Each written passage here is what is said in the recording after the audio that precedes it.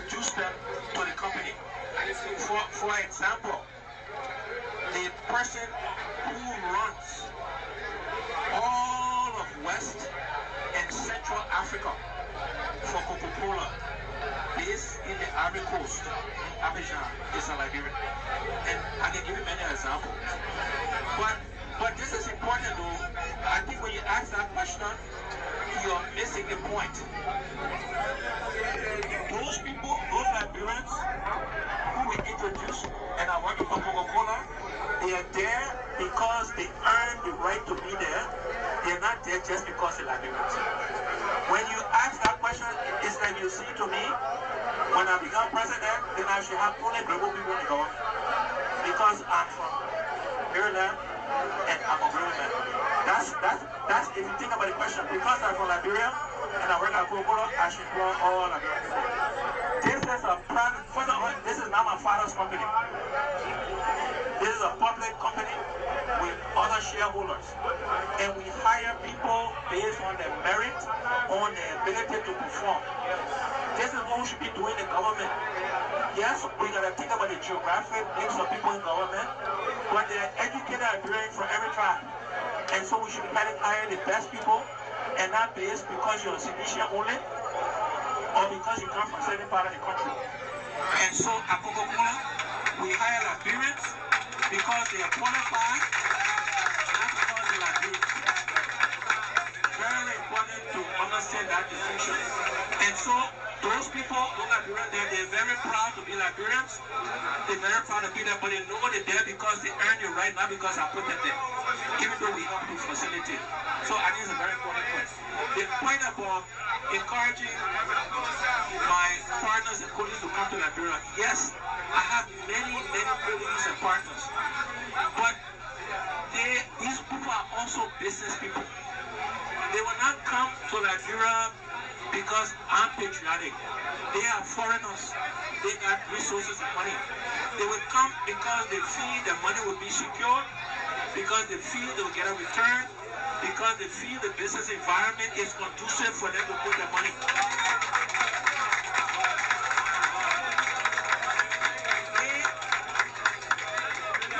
These people have choices.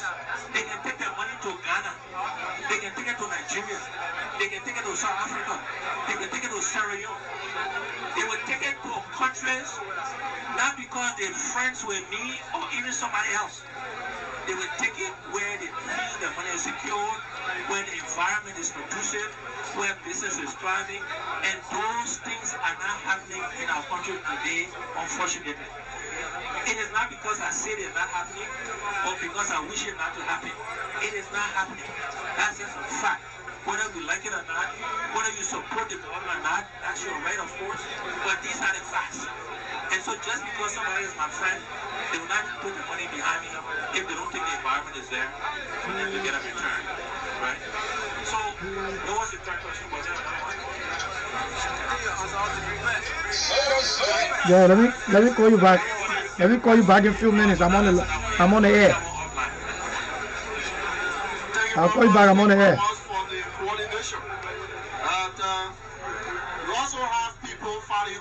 Ladies and gentlemen, if you're just watching, this is Mr. Cummings at the Forum of Intellectual in Liberia.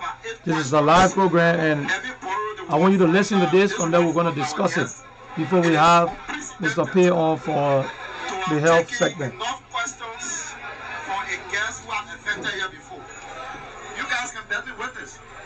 The guest has taken more questions than any other guest I have.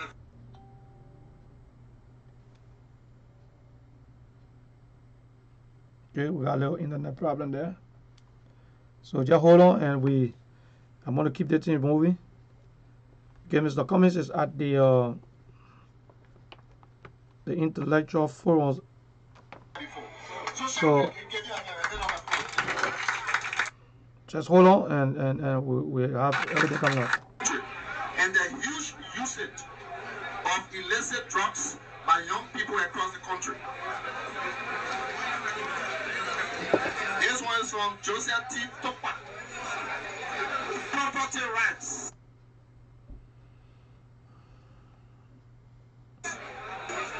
contracts are institutional problems of our country. Honorable comments. What are some institutional measures you think can be employed to help solve said problem? Thank you. So the first question was on technology. And what I would say to the Facebook questioner and the audience here is technology is a tool to help you achieve your goals and objectives. So technology cannot be an objective unto itself, right? So if you say, for example, that agriculture is a priority, then you say, how can technology help you achieve your Focus agriculture? on live. I'm live in the comments. An efficient government, which we do want. Then you Okay, sorry, I had to take care of something with that. And we're live. all the paperwork, all some of the cheating and stuff that happens. How can technology be a tool to connect the government so that people can process their driver's license, their deeds, their whatever using technology? And so technology has to be a priority, but it got to be in the context of the bigger goal that you're trying to achieve, and technology can be the tool that you use to do that. Then, you know, I remember the question somebody asked before, and I'll get back to the other two. There was a question about any example in the judiciary. Yeah. So there are daily examples, my friends and brothers, of corruption that takes place in the judiciary. Every day it happens. And this is what we gotta fix. And we gotta fix it starting from the top. Right? And if the executive branch is trying to impeach a justice in the judicial branch for no basis, it has to give you concerns about what else is happening in that branch of government, and therefore how can you trust what's going to happen in that branch of government? So that's the answer to that question. Can you repeat the other two questions, please? So we're talking about property rights and enforcement of contracts and institutional programs of our country. How can some institutional measures you think can help be involved? So, again, this property rights issue also ties to the judiciary, and it also ties to the land right laws that are being proposed. We do need to revamp, and there are proposals to that effect, the rules and laws around our land rights, but then we need the judiciary, right, on the comfort to enforce those land rights. And so that's what needs to happen around. And then, so look, it does no good to have a lot of land and just to admire it, just to look at it. You want to make sure land is productive, that is put into productive use. And you don't want to make it too difficult for people to acquire land. You don't want people to take other people's land. You want to respect traditional ownership of land. But if you make it too difficult for people to own land, then the land will just be there, we'll just look at it, and will not do us any good economically. And we want to make sure every asset the country has is put to good use for the benefit of Liberian people. And land is one of those assets. This have to do with the internet, ladies and gentlemen. So just bear with us. Internet inability go all the time.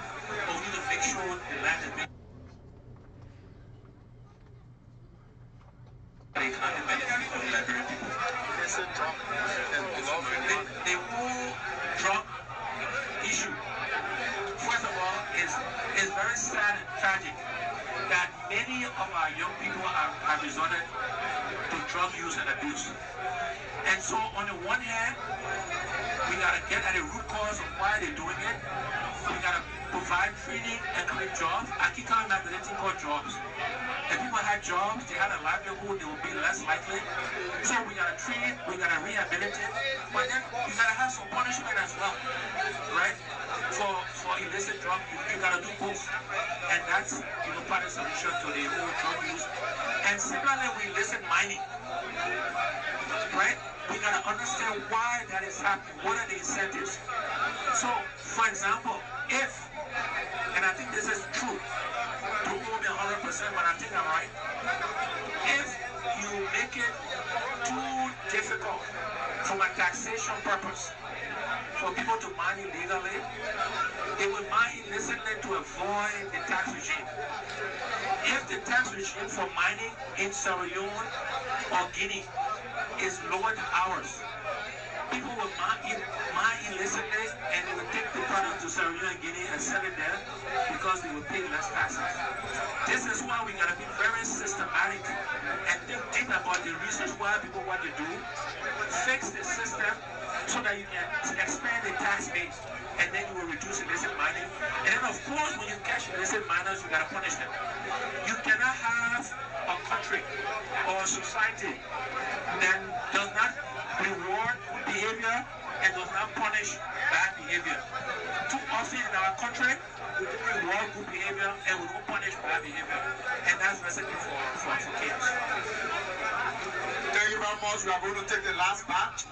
And this has 5 questions. We're going to put everything together so that we can now have our guests training at the same time perspiring. So this one comes from Vani Kumar. Vani Kumar writes, what do you think is the cost that whenever our president travels, he brings back nothing tangible, but when other African presidents travel, they come back with money? This one comes from Mamuya Soiree. Mr. Cummings, do you intend working in this government as an economist in order to rescue Liberians from this economic attack? This one from Daniel G. Kadi. Please tell us the difference between this government and the past government. Very broad question. This one from Blama V. Kamara of District 16. I think this one has to do with the economy. Without any disrespect to you, we will not read your question out because we don't want to have the situation of repeating ourselves. Lastly, from Tioko, as it relates to the We Are Step Down campaign, of which the late Honorable Ada A. Lawrence was the key campaign leader, and Leslie of, with supporting arm from angle of the ANC. And Leslie also, what is your opinion on the We Are Step Down campaign? The key campaign leader has passed off. Secondly, what is the next step to be taken? Tioko. Thank you very much. These are all very good questions to end the discussion with. So, on the presidential travel, I think the person who asked the question hit the nail on the nut. Is that unfortunately, our president travels a lot. The travel is not cheap. It is allegedly on private jets as opposed to commercial. I was flying the other day and I was on a commercial airline with the president of Sierra Leone. Mr. Bill, he flies commercially. He doesn't fly in a private jet. But the bigger question is, what is happening? Everybody here knows Yaka Koluba. And Yaka the other day had a jersey that he wanted to present to our president because it appears, and I mean this with no disrespect, but it appears the president is collecting jerseys. And Yaka's point was, let us, Liberia, go give you one so that when you travel, you can bring economic benefits and resources back to our country.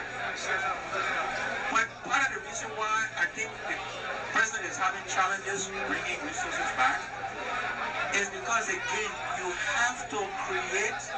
I hope everybody can hear me off there. I hope you're hearing the interaction with Mr. Cummings. If you can you give me a thumbs up? We got Mr. P in the studio already, so in a few minutes he will be on here. So hold tight.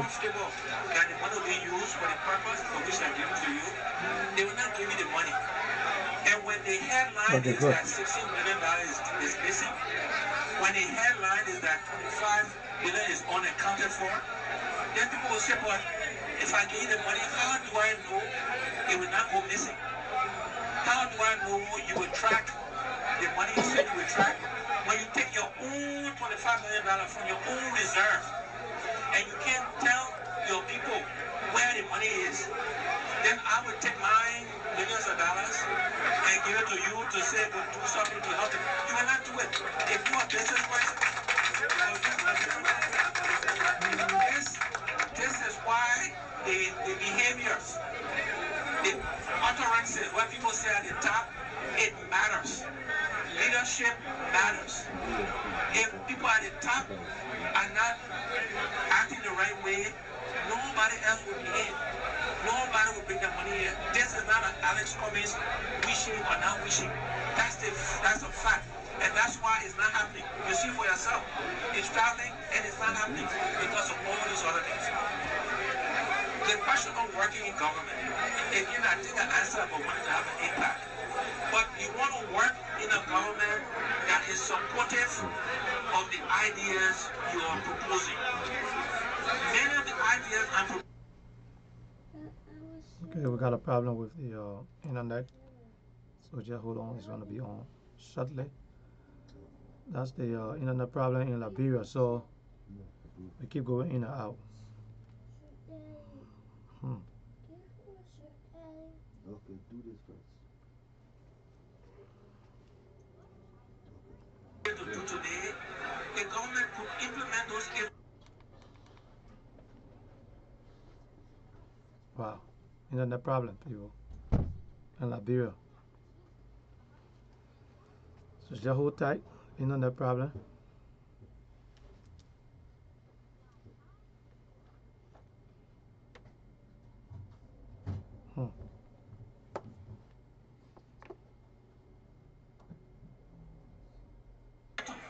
If they choose to, they could do it.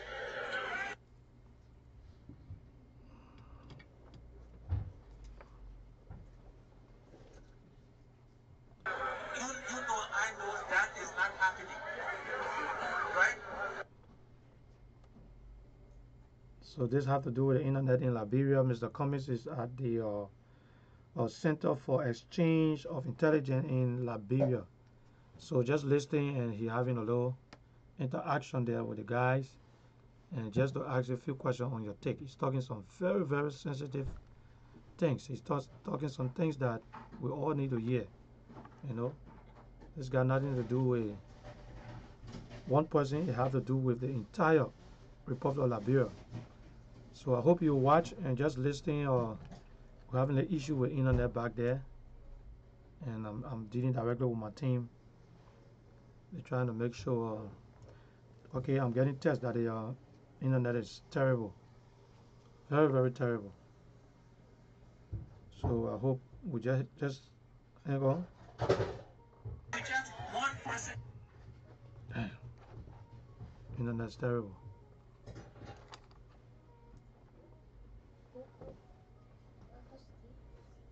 It can't be our internet yet because we're good.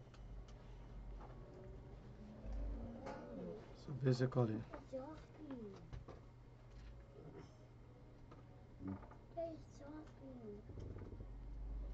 If we just one person.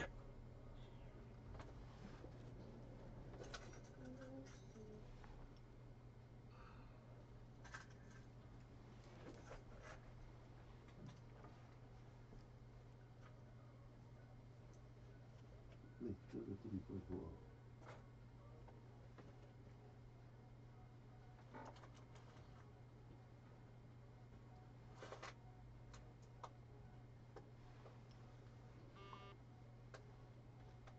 Put it down. Don't waste it.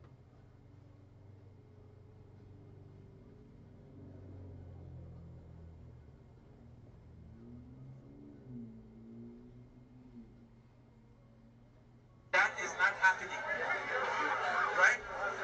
If we just one person.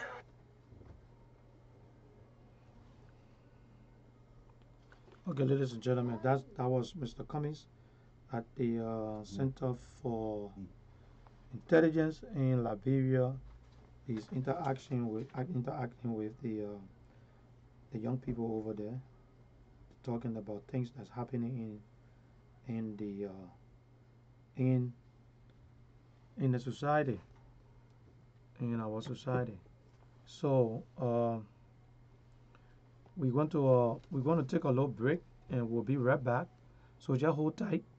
I'm trying to get in touch with the team to find out what's going on. They tell me they're having internet problem. So just hold tight. I will be right back, and I probably can bring that to you live again. So just don't move. Just wait. We'll be right back. Thank you. Patty made it.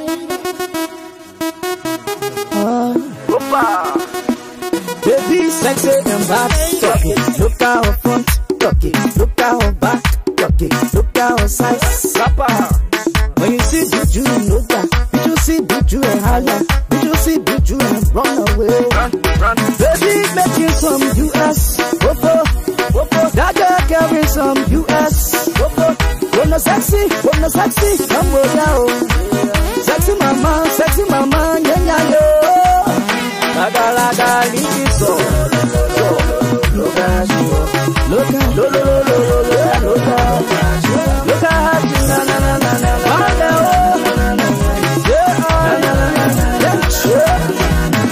oh, back on the chest on the play. They play on the downstairs. On the you go get away colors. You go get away colors. And I will get away colors. Oh, Bonabo. You will respect. Capital A, capital B. You will respect. My you in the money, child. You carry 10, oh, 10. You will respect. 10, oh, 10. Now who can pop on now, baby? Let it try it now, baby. Now who won't compete now, baby? Let it try it now, baby. Tuck it, look at her back. Tuck it, look at her front. Tuck it, look at her waist. Tuck it, look at her hips. Baby, pam, I told my tuck it. Tuck it. Someday to let go be in G. Someday to let go be in dress. Someday to let go be in step. Red, white and blue. International beauty, international body, international baby, international business. They get too expensive, I'm more too attractive, and I'm more too productive. You will respect. Capital A, capital B. You will respect. My you in the money, child. You carry them all over. You will respect them all over. Now who can pop on now, baby?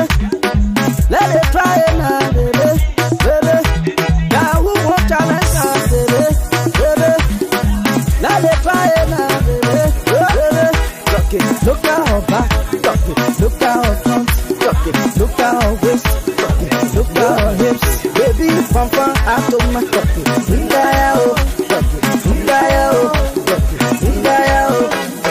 Man, you are beautiful. Show your beauty. You are beautiful. Baby, you tell it. Show your beauty. Man, you are beautiful. She keep there. Freddie Barrow. You're a beat that sing too much. J&B Records. When Liberians came for a leader who has an in-depth understanding of the complexity of Patty made it. emblematic image. This man needs no further introduction. Okay, we are back, and I got the guys back on. So Mr. Comey just got done. I got Mr. Perry in the studio with me. So hold tight and just listen to the. Distinguished guest. We got another guest coming on. Let's see who's that, and from there we can continue. Standard bearer of the alternative national Congress. All right. So that's the beginning of.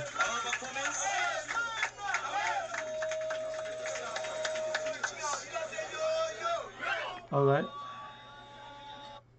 Okay, that was at the beginning. That was the beginning.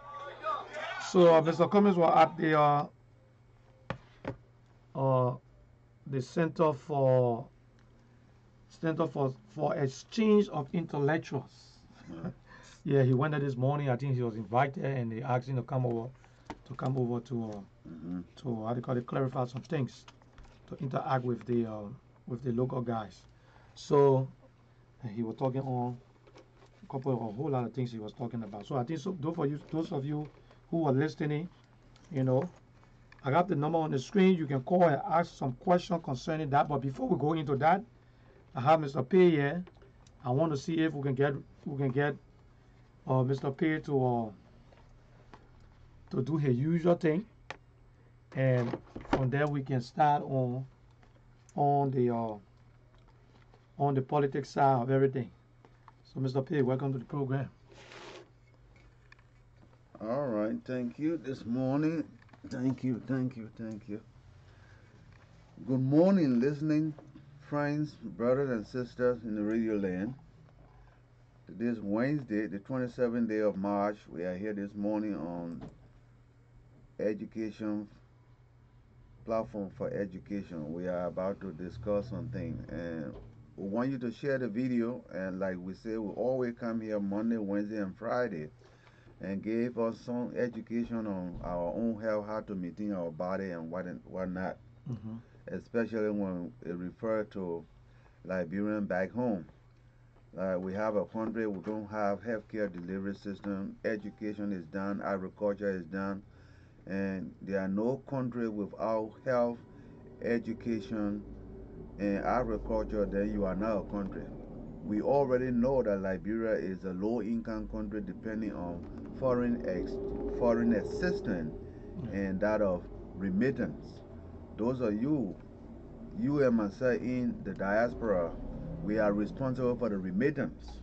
Okay, so that's the kind of country. But we come here to enlighten you on our body, how to take care of our body, how to improve our living standard just from what we learn. It is better that many of us come into this country, in the developed country, and learn more about different disciplines. We learn in health, some people learn in education, some people learn in mechanic. But if we put all those disciplines together, we make a very strong country. But again, do the atmosphere exist? No, the atmosphere does not exist. It does not exist.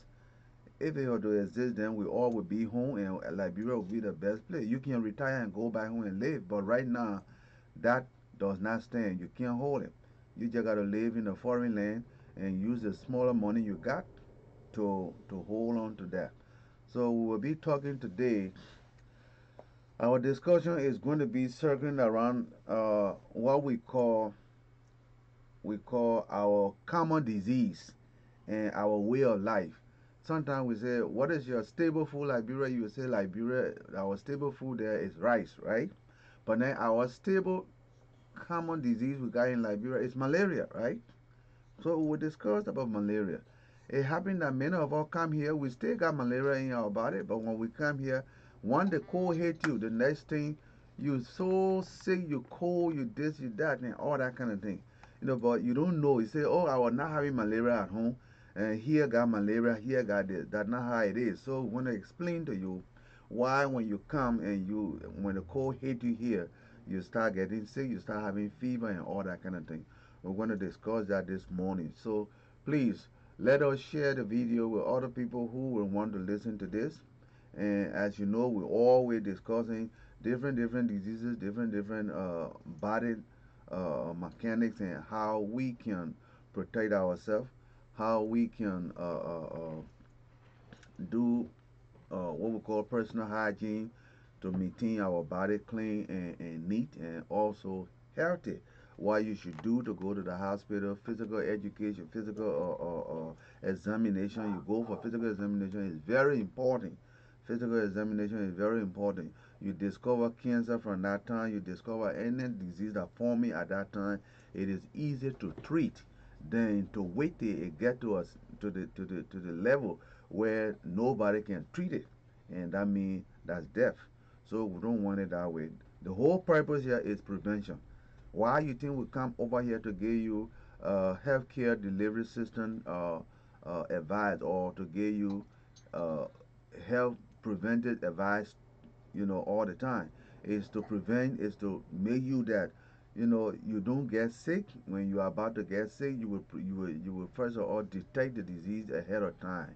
That's why we come here to give you the preventive measure, so that you live by it accordingly and you will maintain yourself. Very, very, very good. So let's go to the point right now. This morning we're talking about malaria. Like we know, malaria is a tropical disease. Malaria, you get it from tropical disease. Even though people bring it here, because America is a land of immigration.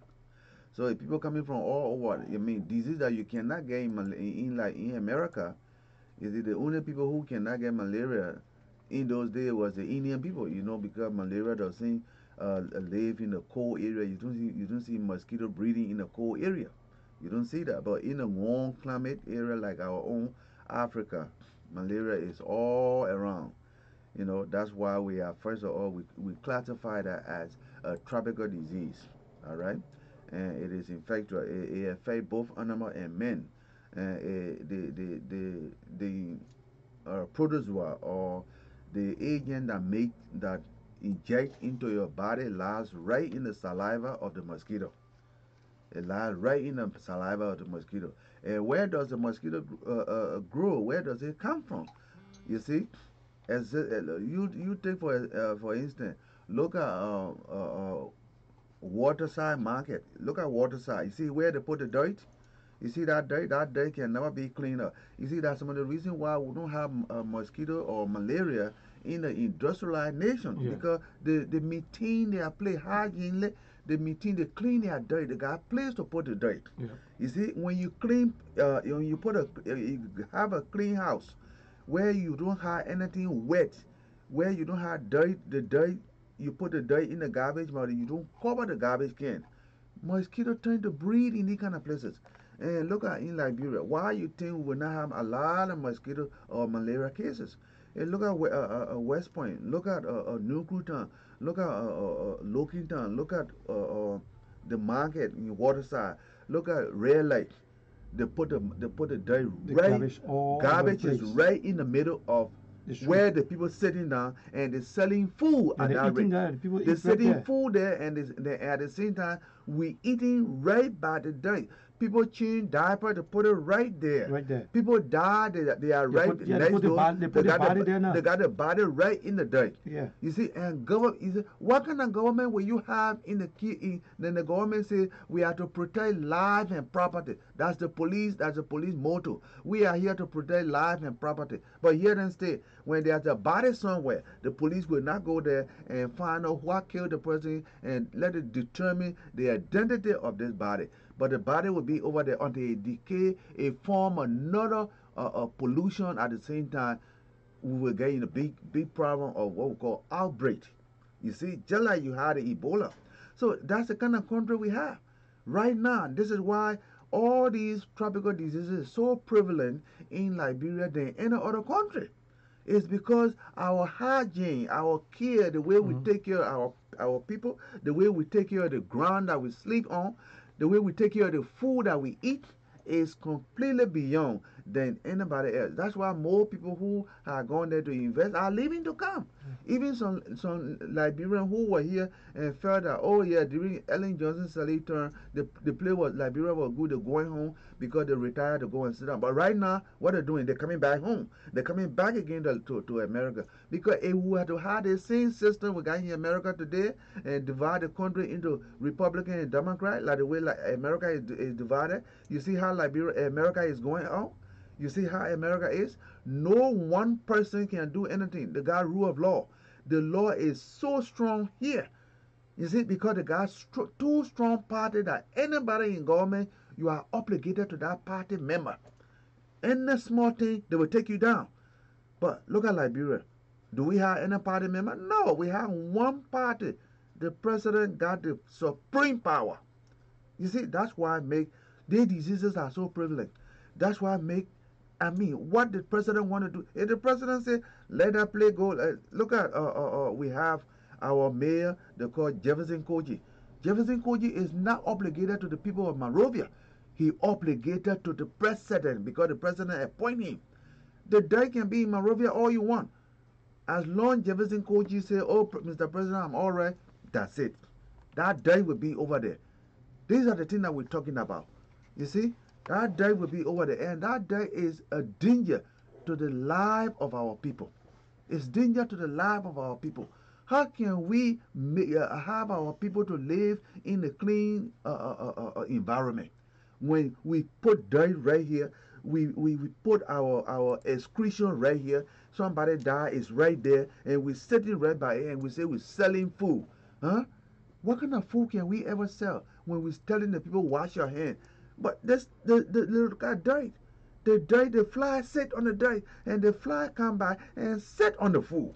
On the food, and okay, then we take the food, we don't even wash it, we don't even look at it, we take that food and we eat it. That's why it's very important when you're in Liberia, you got to watch what you're eating. You got to watch what you're eating when you are in Liberia. You see, sometimes you go to the restaurant, it looks so clean, it looks nice, you think everything's okay. You think so. But you don't know what's happening to the back. You don't know what is happening to the back. Yeah, because people don't clean their hands, they don't wash the food, they don't do nothing. You see? So that's why I keep saying, if you go to Liberia, they usually give you the malaria medicine. Yes. You take your shots. You take your shot. You take your diaphragm. You take your diaphragm every Sunday and all that. Yes. But you see, when you are here for long, you're here for a long time. You're going to Liberia.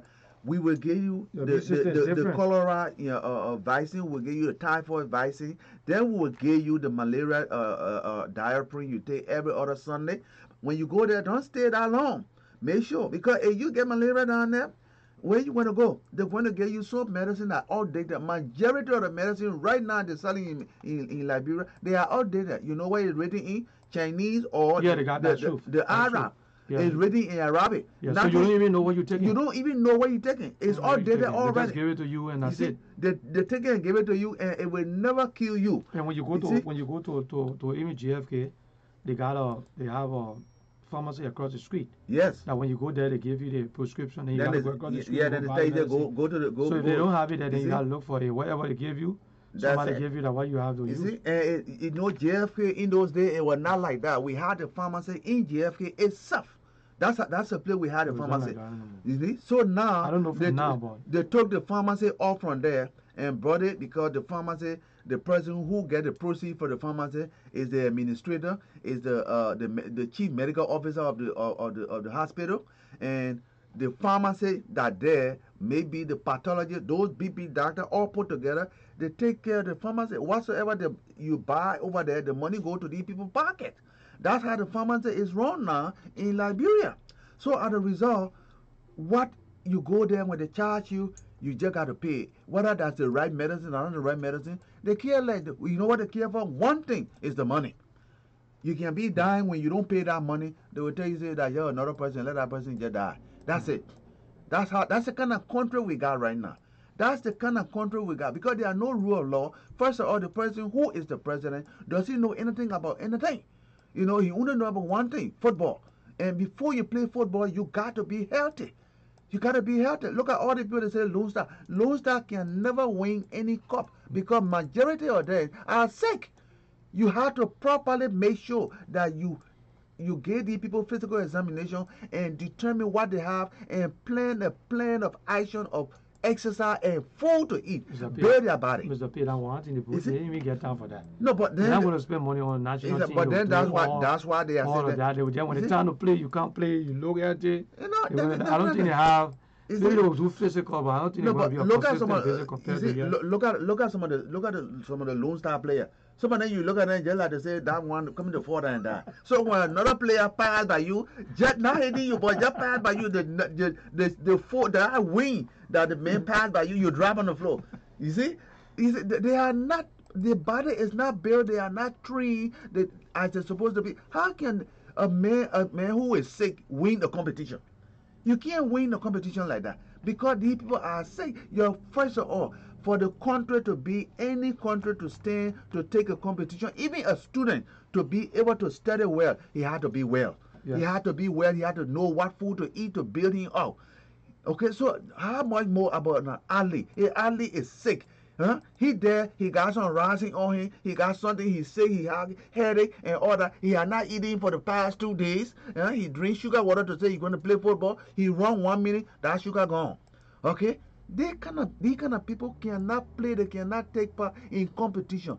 And as a whole, the country cannot go anywhere, cannot compete with anybody on this kind of level.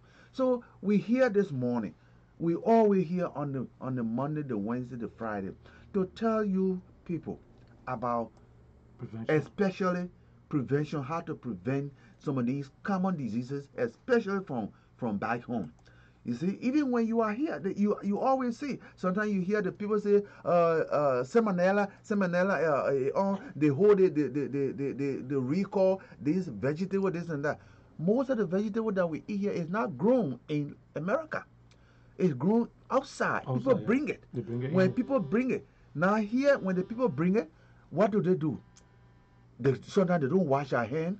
Sometimes they defecate on the farm and they don't wash their hands when they're picking those things. They bring it here, and the people who they put it in the supermarket, when they look at it, the things say it's just clean. Boom, they take it. We start buying it, and we don't wash it. We got a call. We are trouble. Yeah, call out your name and where you calling from. My name is Charles. Charles, Calling okay. from California. Oh, California, okay. What's going on, Charles? You listen to what Mr. P is saying? Yeah. Okay. And what's your take? Well, I think I want us to go back to where he started, right? Yeah. About the dirt and stuff like that in Monrovia. Yep. Now, one of the things he said that I partially disagree with is that the president should be held responsible. Yeah, but partially. Mm-hmm. The city mayor should be held responsible. Yes. But you see, what we have to observe is that I think we as a people, as Nigerians, Mm-hmm. should have learned by now that our government Mm-hmm. do not come to care for the people. Okay. They come to care for themselves. Okay. Yeah, that makes sense. So the people who sell it in Lrtn market, Okay. the people say the mayor sitting there, Palm Okay. Taylor. All right. Taylor, she's Good. sitting there. Good. She's sitting there. She's supposed to go to Lrtn market, Right. organize the people, let them find a place to put that dirt. Okay. Okay? The people who sell in the market, they pay their dirt fee every day. The people can pick up the dirt, the territory, no location, maybe they want to fill up a swamp or somewhere, or maybe got a recycle plant to turn that dirt into renewable energy or use it for even electricity. Okay. But Nigerian people should start depending on central government because central government doesn't care for them anymore. We have to learn that right now. We got that right. What you want to do over there, travel to America, travel to Europe, build big houses, ride cars, and be abusing people of the law. Okay. Tell them hello, they like it, they call the federal police to arrest you and throw you in jail without any form of judgment. Okay. The Jefferson court is sitting there. He speak, he talk with the state party order. He walk all over the place like a crazy man. Oh. You haven't seen one day what he do for anything. But all he talking, all kinds of crazy things. Okay. So Nigerian people should come to their senses and realize that if we don't do for ourselves, no God will do for us. They So it should be organize responsibility of the themselves. citizens. The citizens should take the responsibility. That's what you're saying. They should take the initiative. The initiative. Take Okay. their own health Okay. and awareness. Because government of Liberia, city mayor, Pinzo city mayor, they will never go there. The Pinzo city mayor, where does she live? She lives in Congotown. Okay. Right after Cali Junction over there. Yep. She don't even live in Pinzo city. Yeah, but does that matter or Charles for our country? Yeah. I said, does it matter whether she live in Whether she live in- in Pinsville or not. the thing is she should be able to function. Yeah, okay. they're All not- I'm saying is that the logic is that if you don't live in a house, Yeah, how you don't do know you keep nothing the about house clean? Of Yeah, course, you are definitely. right about that. But Yeah. you don't have to live Yeah. there. No. But yes, I mean, logically, she should be a resident of Pinzo. Yeah, But let's forget about what we're talking about. My problem is with the Liberian people themselves, Yeah. the marketing people. Yeah. We should now realize that we should take care of ourselves. Yeah. Let's forget about them. Hmm. Regular people, you get up, you organize, you contract somebody who will clear that day from there every morning around 2 o'clock in the morning. They will clear all that day, carry somewhere in a far remote area, and dump it there. They can burn it or they can convert it into renewable energy or into something and keep that place clean and sanitized. Because at the end of the day, in our parents, they let her die, getting sick. She lives in her first class home. You see her, she lives at one woman. So you should not work in really. Jonathan coaching for the thing you're working, the baking of Oman to Maleke Shadow for Lake Kubo, he's not going there anymore, so he will not get sick. Mr. Weir, he's no longer working downtown for money for football game. Other than ride the car, the acquisition, the car. You know when last current win Morovia, but you would even really other things, you know when last current win. So the best thing is you got to get up and take care of yourself. It's time that Liberian people begin to realize and understand these things. The government has come, government have gone. You have so many elections. Every time they say, oh, they try to win. Oh, God will come. God will do this. We pray every day. We continue to do the same strategy and getting the same result and expect a different result. It will never happen. We cannot keep doing try and error. Maybe next government will do better. Maybe next government will do better. No. That people should get up, take upon themselves to seek their own health welfare in that country. Contract a private company. You got a marketing association. Contract a private group or form a small trash damage disposal team. That part of employment for all of the boys that are running around trying to get employment, give to them to clean our place every day. Every time we pay $5 every day for the market, they pay the picking in, clean out there. Every day they carry the soil and they dump it there, keep our place safe and secure. Moreover, the same way. Ralita market, the same way. Waterside market, the same way. Western Point, the same way they should do. Because government has come, government are gone, they would never do anything about the people on the ground, they work for the people. The only thing when we time to vote, they come in large your faces, they are feet out, they are feet to get t-shirts, they run around like crazy people. Once the guy vote, you're made a president governor, you can see them anymore again. You can see them, they're too big for the president, the second mayor, the senator. You can't go to their game anymore because now the guy that vote. You're not getting the power, so come use the power to abuse you at the same time. So that's the situation of Africa and Liberia as a whole. So Liberian people should get up. Forget about government. Themselves. Okay, thank you, Charles. Thank you very much. Ladies and gentlemen, in the radio land, that was Charles from California. And he was just expanding on what the situation now right in Liberia. Just telling all that we who in the diaspora and even back home, we should take the initiative to start doing certain things. Yeah, but Mr. P, you know what? The problem is this. Even if you take the initiative to go and start collecting the debt, because a friend of mine told me that if you go into Douala, the part of deck is on the street. Now, even if you're taking the initiative and you're taking the trash, where you're going to take the trash? You got to have an area where you can take the trash to go and dump it. But if the government is not providing a particular area or place where you can take the trash, that become a problem. No, because you can take it from one location and carry it to another location and leave it there, and then you be causing another problem. Yeah, the initiative we're talking about is this. This is how we know dirt is very, very, very important. That dirt we can change it and add fertilizer. People will plant good crops, everything, but the machinery is not there. But this is what we want to do. We want to go all the way behind Bensonville area there.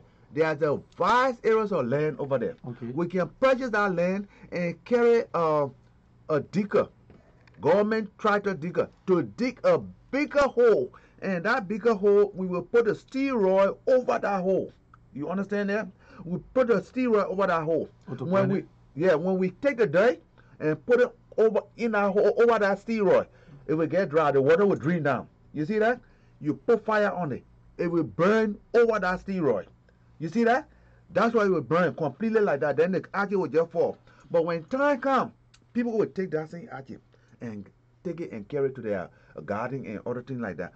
But we have not located a particular area as a dump site. Yeah, but the city mayor said they were working on something. You see? I think they were working on something or some waste management program. I don't know how far they're going with that, like Charles said. So I think it's important that people try to take the initiative, like the way you said, to do it. But it's going to be tough because I think the government got to set the pace. The government got to set. They got to set the pace. How They gotta many be able to times? set the How pace many and- times the and- government and had? How many times the government had not set the pace over here? And the government, what the government said, we giving you a free education in university, and they set the pace over there. They The made charges it go stay there. there? No, I think he Okay. gone. So and he said the government came back and said, look, we're giving you a free education, and they went back to university and told the people, the people over there, they will come back and tell us. Say, few days ago they said they had 200 of these children on the beach. They will say they were employing them as what we call plebeian security. They were going to get them job. Yeah. You see, that had to make it known to the people. We're going to get you job. We will give you plebeian. We'll make you as a plebeian security. We'll employ you. That's what they told them. They tell the people, they promise them here, they promise them here, promise them here, promise them here. What did Opon say when he became president? Didn't he say that he was going to put a solar panel light all over from Ralphie to Monrovia?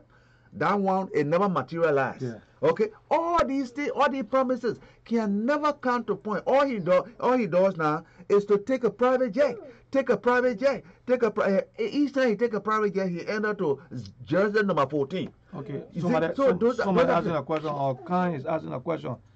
We have the Cash App sign on there because we usually take donations. People try to give us something, so we put the Cash App up there, the number up there. If you want to, you have a little donation to give, you can use that number and you can send money to us. Okay, so we run it as a nonprofit. We have a website that we have the PayPal. We have a whole lot of different things on there. Also have I have the address, our address on there too, that you can use and mail if you want to mail a check or anything to us. You can do that. So we also try to raise funds. That's why the Cash App is there. So don't be confused. But the number also, you can call that number also to participate on the program if you want. And Alright. the address is also over there. You can write us. Yeah, we got the address up there. You can write us. You can write us. Anything you want to talk, you want to discuss, if we're not on here, you can write us. You can send a donation also up there too. So don't be confused, my brother. White. So that's why we have it on. I hope I answered your question. So we got Mr. Pay here. We're talking. You see the picture behind us. We're talking about malaria. Malaria. You see, that's the mosquito over there. Yeah. We were just talking about where the mosquito can be breeding. So that how come we talk about the market where they're dumping the dirt? Because where you dumping the dirt, those are the places that the mosquito can be breeding. So when you dump the dirt closer to us, where we sleeping, where we selling the market, Yeah. You can have mosquito breeding over there. And when you go low, a lot of people will be sick sooner or later. Because watch it now, the mosquito bite you today, it will take 10 to 15 days. That 10 to 15 days, we call it the incubation period. At that time, the mosquito the larva is developing. It's developing at that particular time. So at that particular time, we call that that incubation period will result into what we call exoerythrocytic phase. So that means it is not in the red blood cell. Red blood cell, we call it erythrocyte. Erythrocyte, that's what we call a red blood cell. But when we say exo, it means outside the red blood cell. So the malaria is not over there in the liver. The malaria parasite it travels straight to the liver. Okay, by the lymphatic drainage, it travels straight in there. It's over there, sitting down there, going through the circle, because the larva, the protozoa is in the saliva of that mosquito. So when that mosquito bite you, it put that little phloem straight into your skin. It inject that protozoa right there. It stay over there. If it stay over there, then the lymphatic drainage pick it up from there, because the lymphatic drainage is the major watchdog for our immune system in the body. So they are all over the body. Anything enter the body, they are there.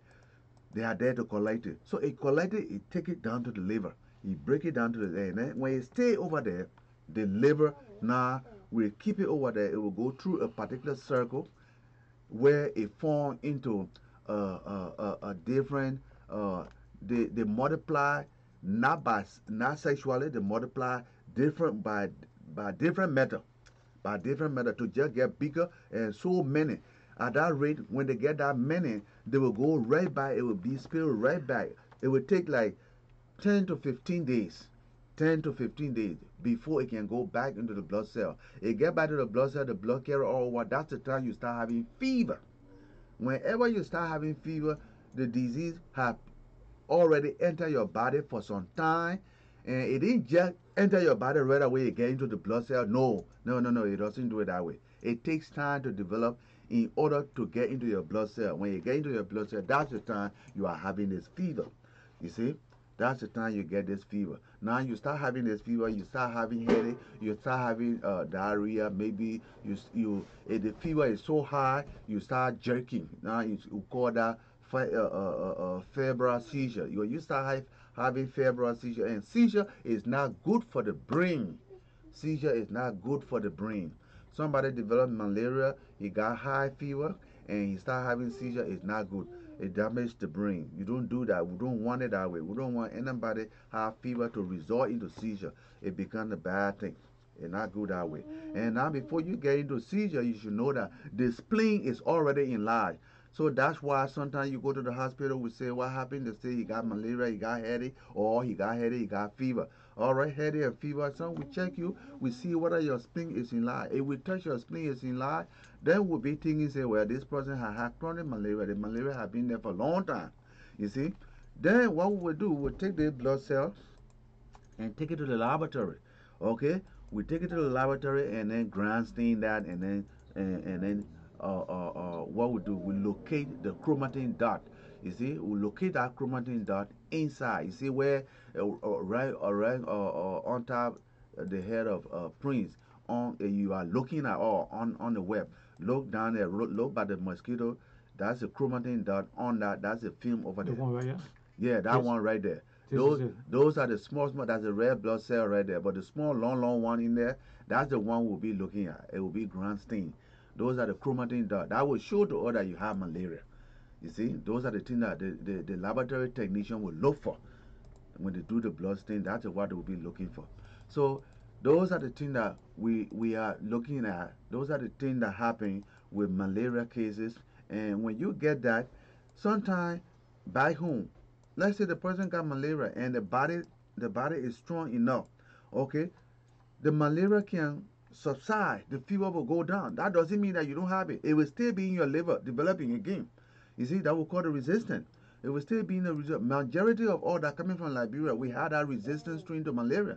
But when you come to America, you stay for a long time, that resistance gone off.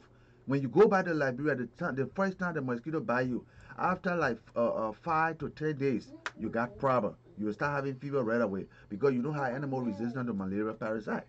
No way. So what causes malaria? What causes it? What's the mosquito? What is the mosquito? The name of that mosquito you see there over there. We call that mosquito Plasmodium falciparum. Plasmodium falciparum. That mosquito name is Plasmodium falciparum. Okay? There are 3 types. Plasmodium falciparum, that's the dangerous one that will give you malaria parasite that will make you sick. Then we got another one called Plasmodium falciparum ovale. That's another one. Then Plasmodium falciparum viva. You see? But the one that concerns all right now is Plasmodium falciparum. That is the dangerous one. When you see that dirt, when you see the stagnant water in between, let's say in Busse Quarter, that water that everybody putting dirt in, that water running down to the sea, that is the place the mosquito is breeding. The breeding over there, the breeding over there, the breeding over there. Yeah. Plasmodium falciparum is breeding. When it rains, especially for the way the rain season is coming up here. The rainy season. When the rainy season is coming, like there are places that free pour. When the rain, a whole place gets flooded up. They get flooded. So the garbage just pile up on each other, and people walk in the water. You see? They walk in the water, and somebody was telling me, I don't know how true it is, that they usually use the water to drink. They use the water to boil it and drink the water. Right now, as we speak, right now, the LEC have passed the sharing schedule, sharing of electricity schedule. They already passed that schedule that they don't have enough water for the Mar coffee, so Because they rationing the current. They will be rationing the current now, and majority some of the reason is because there are so many people stealing the current. Yeah. So LEC technician, every one of them are collecting money from the time. That mean people that can see the current. So they go and connect these people. When at the end of the month you come and get them your $5, $20. That's how they collect their own money. Let's read this question. Is kind of saying that I just don't want to watch. I know what he mean by RDC about watching.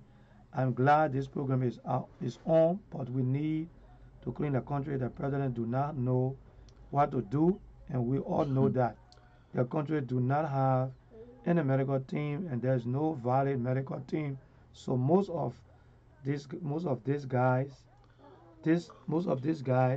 are talking about there's nothing in a backup, or there's no backup plan to actually put the wars to work.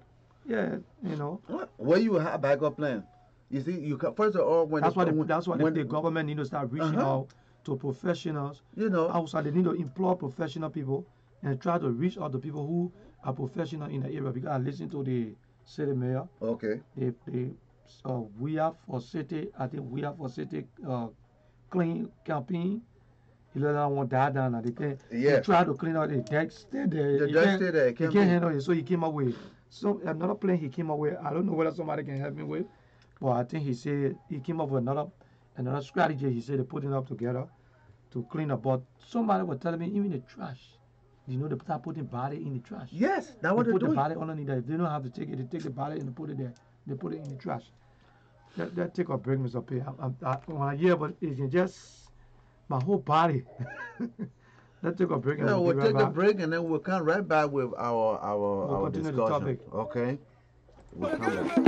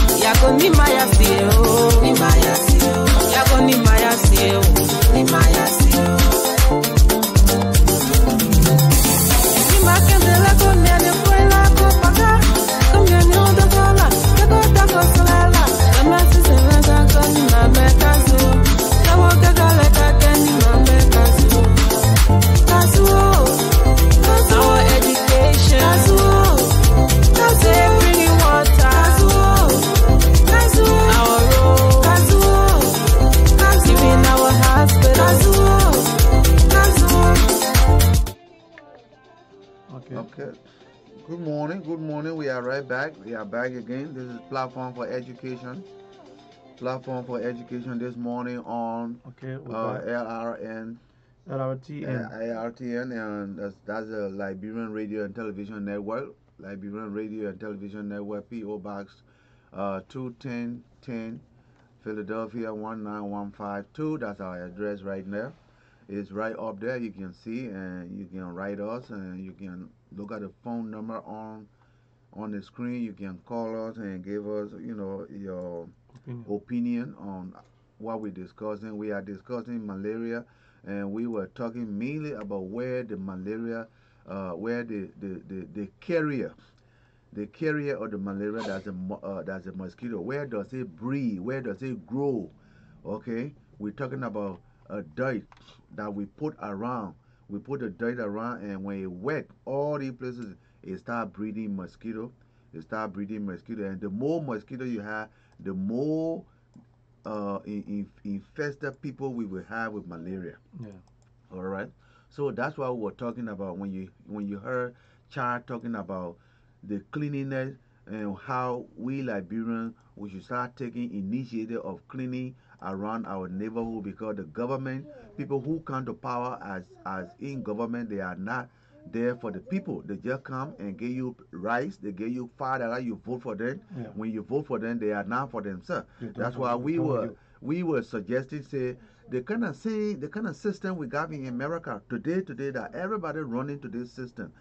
In this system we have what we got: Democratic and Republican party in the House, and this whole country is divided into two parties. So everybody that work in government, they are obligated to the party. If the senator of Pennsylvania do not do well, the Democratic Party will take him from there and will vote for somebody. You see? But in Liberia, it's not that way. We only have one party state. The standard bearer is the president, and the president has the supreme power. So at that rate, the president is above the law. He cannot abide by any law anymore. Whatsoever he said, that was good. The president has the legislature in his pocket. The president has the judiciary in his pocket. All right. So the election commission is in the pocket of the president. So that's the kind of political and governmental system that we got back home. We must get rid of this unitary government. If we don't get rid of this unitary government, Liberia is never going to restore to anything normal. Anybody will just tell you, say, oh, I want to be president. And you put them there.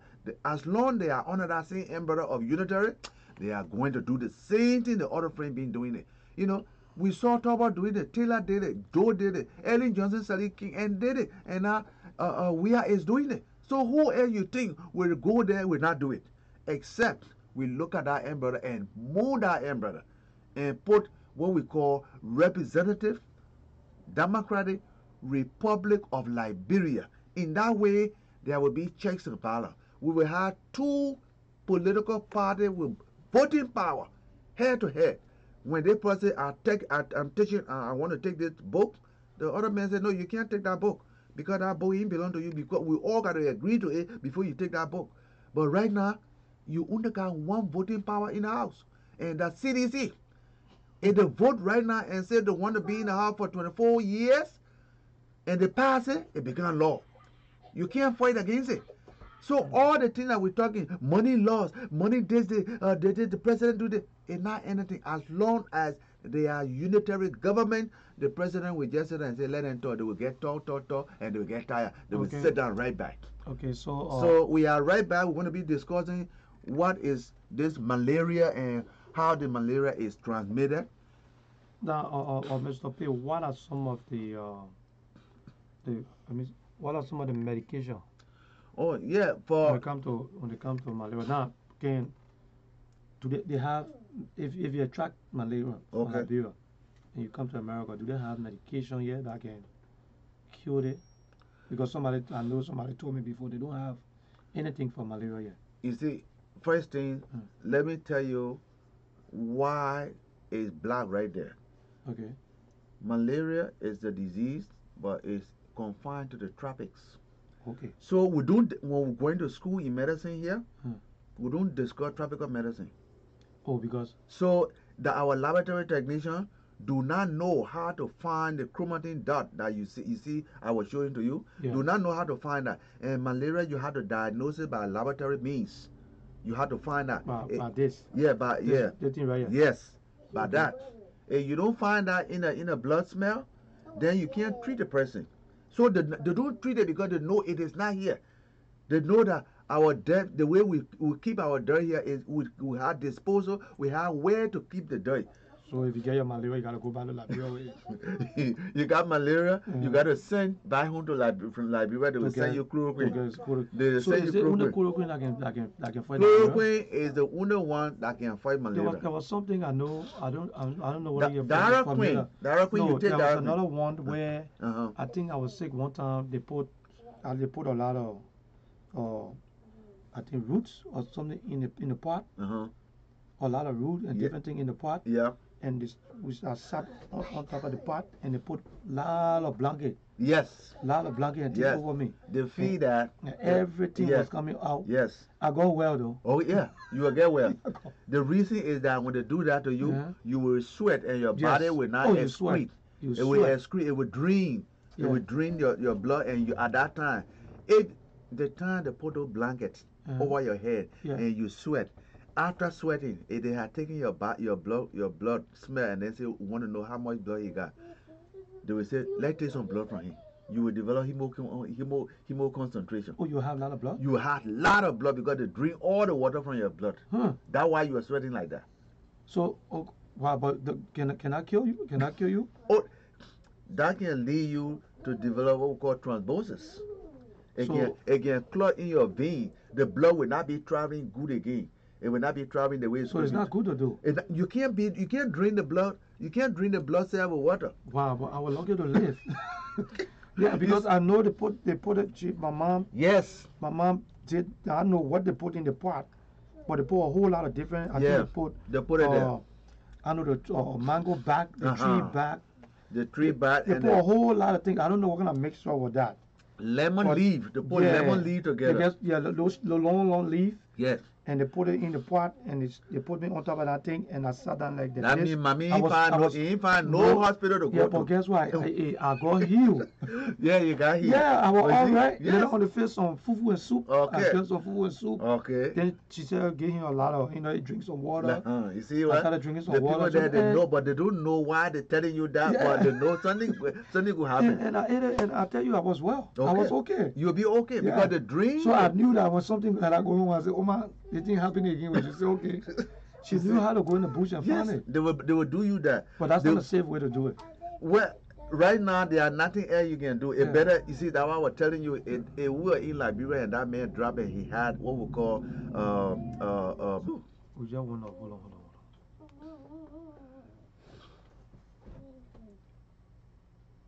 We just went off. Sorry for that. I don't know what happened, but we just went low on our internet. So we got to come back on. Hold on. Yeah, we just went low. You see it? Let me come back up. I don't know, but we just seems to be we just went off. I think we just went off.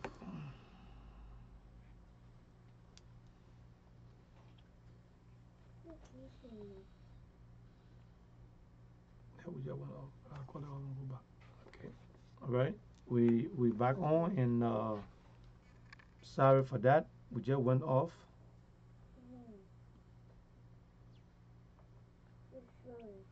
Okay, I'm so sorry for that. We just went back off.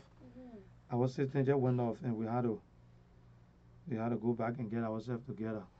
So let me see what's going on here.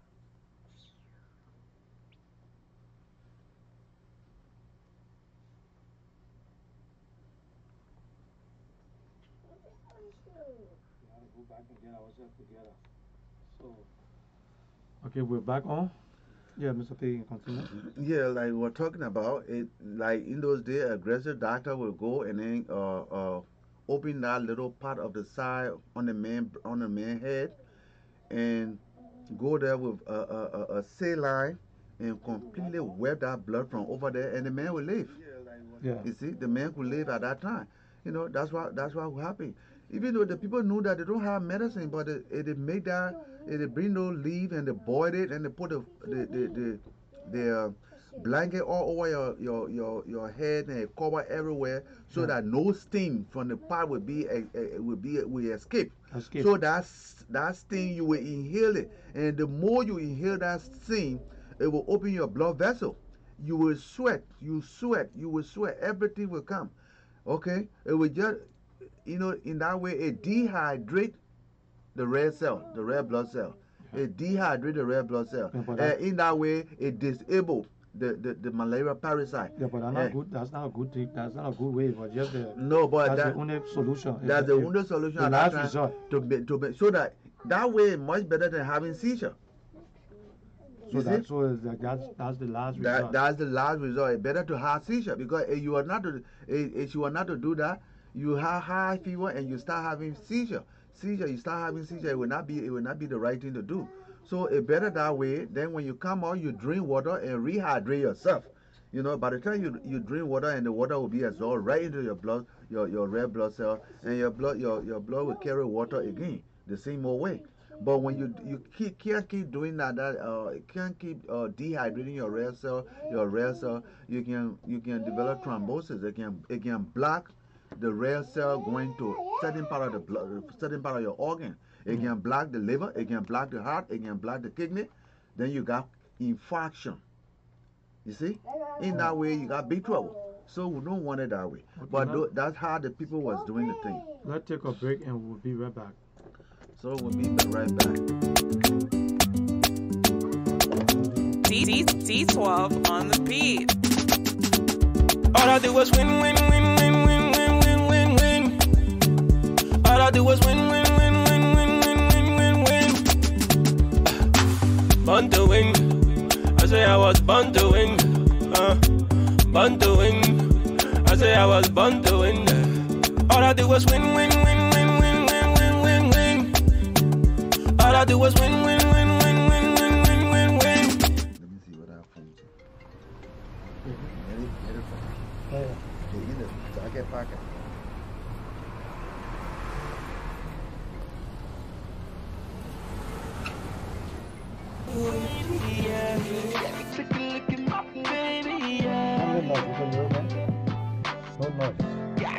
Take a look at my baby, yeah. We see riding, we be looking so pretty, yeah. Take a look at my baby, yeah.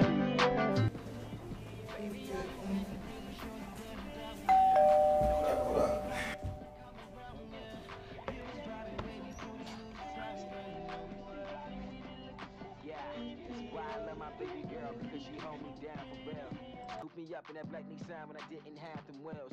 So now I got my baby riding with me. Plus she be looking extra pretty. Put 100 carats on and gave her chills. I'm like, ooh, yeah. Look at my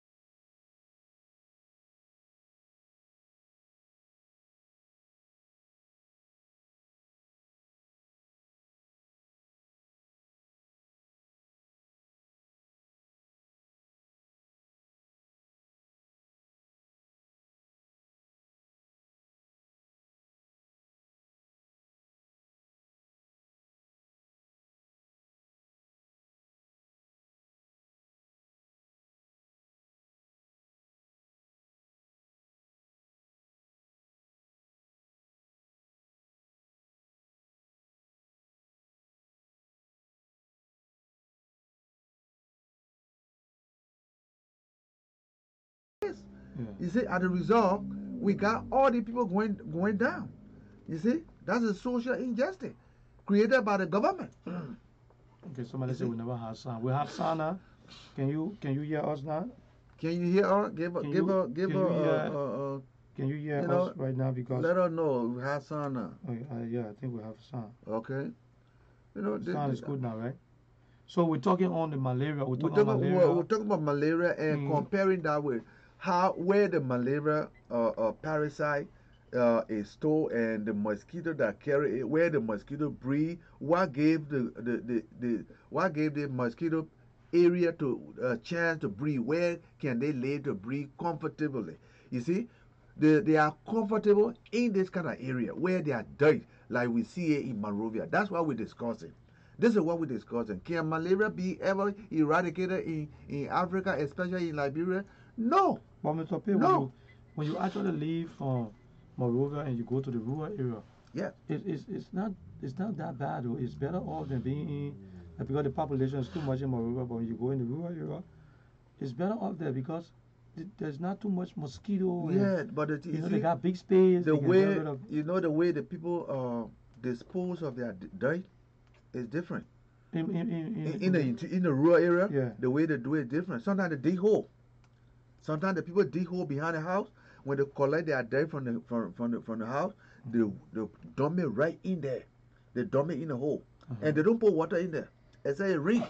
Yeah. So as a result, the chance of mosquito breeding over there is like 25%. So as a result, you don't see them many with that. You see chloroquine. So the less population, the better it is for those that live Monrovia is heavily populated. It's heavily populated. That's why they can say the population of the country only depends on where the people live in Monrovia. Yeah. Majority of the time, the census do not go to the rural area. It's only in Monrovia. That's it. You see, that's why many people who are living in the interior, you see them, they are really looking much better looking than the people living in Monrovia, because the people living in the rural area, they plant the cassava, they plant the potato green, they plant the pepper and flower salt, bitter boy, all that. They go right there and dig it and eat it.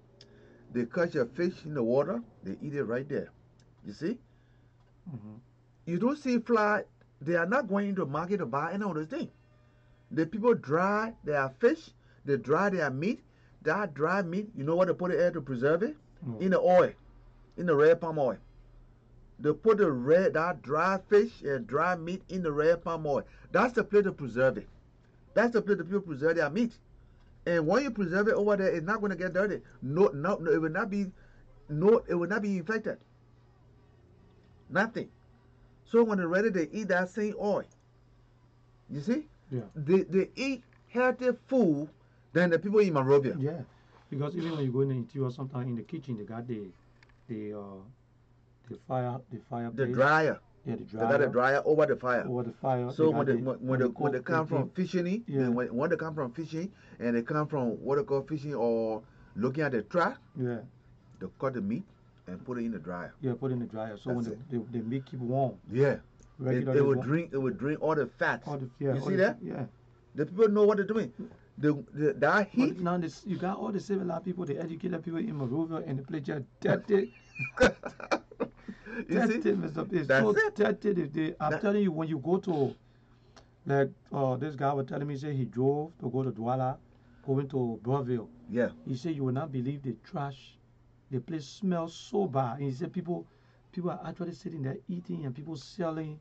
And we saw the thing on Facebook. Yes. The people are showing it.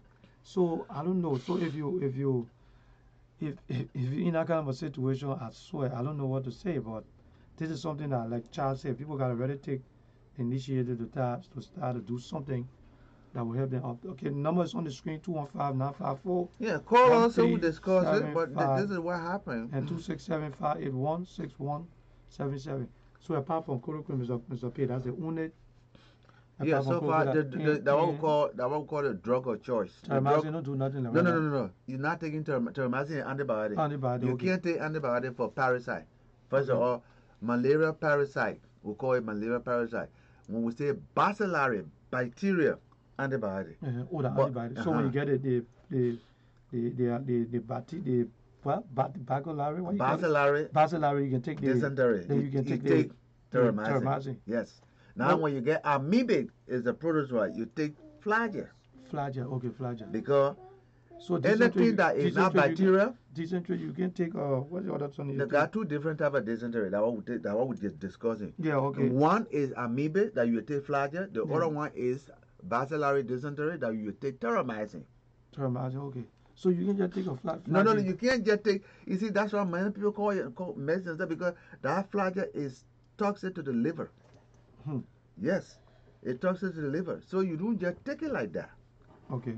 Okay. So the best thing to do is, as far as we're concerned, if you live in Monrovia, try to clean your environment. Well, Try to clean it. You try to clean your environment. You clean try it to and, know where to put the dirt all the time. You know, the best of all, wash your hand, wash your food when you're cooking it. Wash your hand before you eat. When the children come to eat, let them wash your hand with the soap and water, and then get them a towel to wipe their hand, and then let them sit down to eat. You know, don't let fly. Try to put some screen. Get a screen to your door, to your window, and other things like that. Mosquito get in there, you know, bite you guys. It takes 10 to 15 days. Malaria development. When you go low, you having fever. Yeah. You see, that's the incubation period of malaria, 10 to 15 days. Malaria is caused by Plasmodium falciparum. Okay, it causes you to it can make you to develop what we call seizure. It causes you enlarged spleen. Sometimes we'll call that splenomegaly. It will cause you all these things, and it causes you to have a febrile seizure. Febrile seizure is not good to the brain. You know, it's not the right thing to do. So when you have malaria, there are people who here right now who came from Liberia a month ago. They still got malaria floating around in their liver. Yeah. Time will come, they will start having fever. Time will come, they will start having fever. If you having fever, just make sure you find an Indian doctor or you find an African doctor to go there. Or you can call the show. You see? Call the show. Call the show. So you have malaria. Malaria is many. We got malaria here. Many of who have been here for a long time, that resistance gone. So we do not have it right now.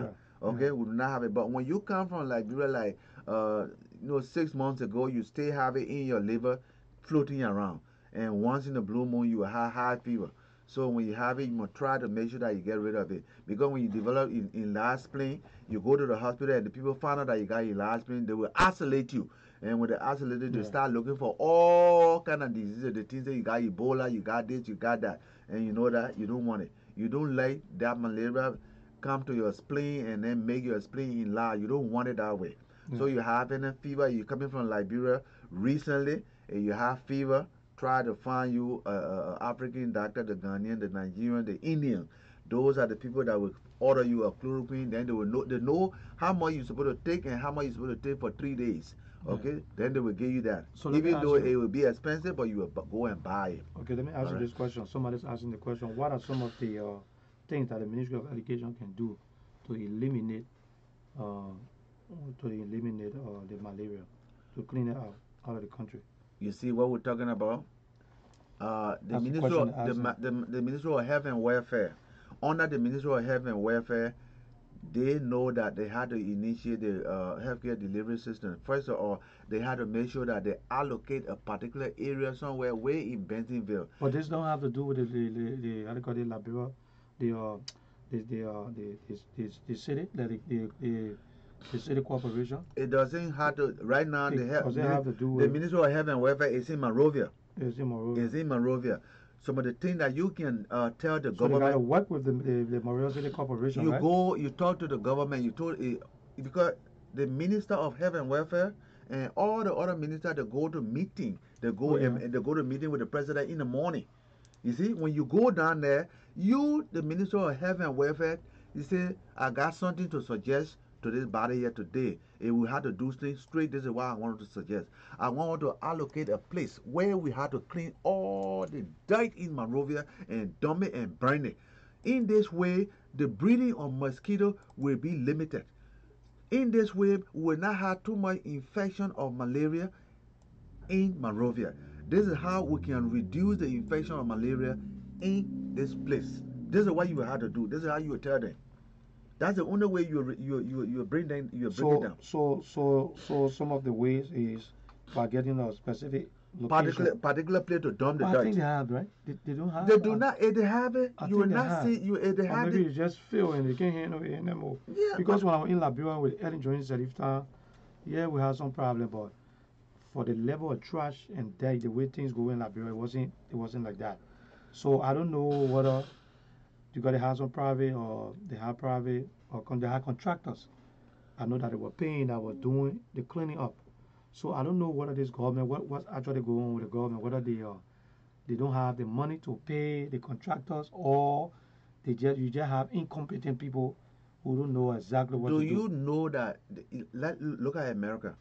You see the trash. You see the trash truck that go around. Yeah. How much money it will cost the the Liberian government to buy that truck, to buy two of I that think they truck? have it. They have some of No. the truck. I think they have the truck in Liberia. That truck, if they have it, you know what they will do next? I don't know whether it's for contractor I or for the don't think Memorial City Corp. I think because there are a lot of donors that have been giving them things. That So, truck, they don't have. If they have that truck, they will create if what we somebody call on here 3 can shifts. answer me or can testify to that, because Yeah. I know they got Caterpillar, I know they got Caterpillar and they have the yellow meat. They have a whole lot. Yeah, but those So things. I don't know what is the problem. That's what I'm saying. I don't know what is the incompetency of the officials, or they don't have the fund for to keep it moving, because things are getting terrible. You see what Charles said? People go there to enrich themselves. Yeah. If you take certain amount of money and give it to the Ministry of Health and Welfare, the minister want first of all to get his house completed. He want to get my house completed, his father house completed, his sister house completed. You think he's going to be thinking about anything like that to bring a truck that will be taking care of garbage for the help of the people? Everybody there want to enrich themselves. So when they get the money, they will not think about anything for the people. You see, but then they tend to say, oh, the government of Liberia for the people, they just say for the people, but nothing they're doing for the people. Nothing they're doing for the people. What are they doing for the people? They neglect the people. They let the people sit there and get sick and die. No medicine. So Nothing. people, You see? since we're talking about people, it's up to you now. You know. You on your own. You know. That's the kind of That's thing. what Charles says. You're on your own, and they don't care. They don't want to help you to do anything. They don't care. They are not going to help you to do anything. That's what's going on in Liberia right now, especially the system of government. Since Turbo time, that 2-week party, it passed by. When we went to low, the Unity Party came into being. It went by. Now today, what kind of party we got? CDC. So when Alexander come back, that will be what? ANC. ANC. Okay, Mr. So- Okay, let me ask you this, right? Uh-huh. The malaria, Yes. can it be transferred? Is it transferred from one person to another, or you gotta go directly, or is it the mosquito? No, the mosquito got you gotta infuse it in you, right? Yeah, the way now, if you got mosquito, let's say somebody came from Liberia a few days ago, Mhm. he got malaria. Okay, let's say a mosquito bite you right here, bite that person, right? Mhm. And come and sit on you. Yeah, you And got when you inject the product right inside you. Okay, but suppose somebody eat or No. saliva, You don't get malaria from eating Okay. somebody this and that, from eating a by hand. No. No. You got to first of all have the mosquito bite. mosquito. You got to have mosquito It's bite. not transferable So like you that. don't want the mosquito to bite It's not you. transmitted. That's why you want to get rid of the place the mosquito is breeding. It's breeding from. You see, Yeah. the mosquito bite is where that's the place you want to get rid of the mosquito. If you get rid of the mosquito, you will not have malaria. I know most of the time see? people usually buy the mosquito coils and they buy. Yeah. They got the spray that they spray the room, but the mosquito in Liberia, Mr. P, I'm telling you, the thing are very educated. Yeah, mosquito are educated. Oh, the mosquito in Liberia, that's smart because you can put the screen. When I went to Liberia, we double the screen. The thing said they didn't want nobody. They only want the guy from America. That the guy wanted to get. I'm telling you, and one thing when they coming in, they don't come bite you and leave. They make that noise. You know that noise? Yeah. You can't sleep. And it's so small, you can find it so easily. I'm telling you, but the mosquito in Liberia, they are very disrespectful. Oh, They don't care. and they big. Oh, They got the you see the ones that will bite you, but they don't do nothing. And you know, they got enough food. But over there, the thing will follow you. They will follow you. Someone come with you to America and say you're not living there. I'm telling you. So that's the mosquito. That's the one that carry this malaria parasite all around. It just bite the person, carry them, go on the other side, Yeah, bite that's a it one, serious bite it problem. one, bite it one, bite it one, and they just wait for like 10 to 15 days for each person. When you go load, the whole group sick. Okay, hold on 1 second. You see? Hello, caller, your name? Hello, your name? Charles again. Okay, Charles, how you doing? Go ahead. Yeah, you see, another thing is that when the government officials get sick, what do? They fly to Abidjan, they fly to Colombo in Ghana, or they fly to America, Canada, or even India. So because of that, they don't even start to think that, oh, if we fix the hospital system in Liberia, we can stay right here and get treated. But they don't care. They don't want to get sick. They got enough money to fly to anywhere in the world and get treated. They all know if you on the ground, get sick, when you go to jail, you get the money, you get down there and die. When you get sick, you go to get in the hospital, you get the money, you get down there and die. Yeah. Simple diseases or things that are being eradicated around the world, killing our people in Nigeria. Yes. Can you imagine that? So that's what another problem, because the moment they get in power, they fly around the world to get a treatment. They don't care for Liberian people anymore. They don't care whether the healthcare system is fixed. But when you get to the point people start demanding that when they themselves is sick, they can stay in Liberia, go to the same JFK, Cali Hospital area, or go to the hospital in Nimba. And if they started dying, then they realized that, oh, we got to fix the hospital in Liberia because now we can't go nowhere else to go and get healed. Yeah, but you got the money to travel. Yeah, but you know something, Charles? You can run, but you can't run forever because most of them dying before they get to the hospital. Sometimes before you get up, the time you will take from your house to get to the railway fee, and you got to be hoping sometimes that you got a flight to take you out of the country.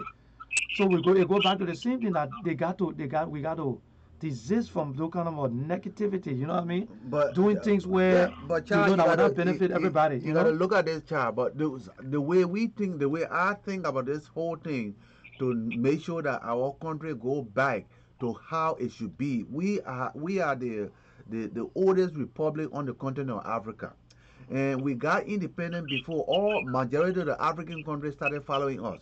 So I believe that what we put together is what they're supposed to learn from. Why do we put the one-party state government system in our country that everybody want to follow? Why do we do that? Look at no. Multi-party mean you got voting power in two party in the House of Legislature. You have voting power. They only have voting power in CDC. CDC is the only one that got voting power. Nobody can vote against CDC in the House of Legislature. Both the senator, the representative, they are all CDC. And that's how it has been when Ellen Johnson said he was there, Unity Party, all Unity Party. So when Alexander Cummings come there, it will be all ANC. No. Well, you see, that's the problem about education. You see, the late President Obama he was not wrong. He had a policy what you call the eradication of ignorance, disease, and poverty. Okay. You understand? Because when people are not educated to the point, I would say education and schooling are two different things. Yes. Yeah. Everybody that go to school, but to be educated are different, because if you were educated to know that, hey, we have to make sure there is a balance of power in the house. Okay, that's what we're talking. This is exactly what we're talking about. We elected from our community or district, they should go there to represent us. They now full was on donor, it's on T-shirt, and we elected to go there for them for us. Until we can elect people to go to the House and Senate to represent us legitimately, we continue to remain in this situation here. Yes. Nigeria, like you say, is the oldest independent country. Can you imagine that? Go to Freetown. See how Freetown is going faster than Nigeria. Yes. Go to other countries. Nigeria now is between the second and the third poorest country in the world. Yes. Nigeria is one of the 6 countries in the world that is extremely dangerous to travel to because of health risk. Yes. It is rare. Can you imagine that? And yet, instead of you talking, then they get vexed. Instead of thinking about the problem, they get vexed and target you personally. They get vexed and insult you personally. Instead of answering the problem that's on the ground, they would not do that. So that people need to understand they have the right to vote. When we go to vote, we should vote well, but because they sit down there and they don't listen, they don't pay attention, anybody may know, they say, oh, the men are handsome men, or the men are a boxer, or the men are football player, or the men are musicians, so let me be president.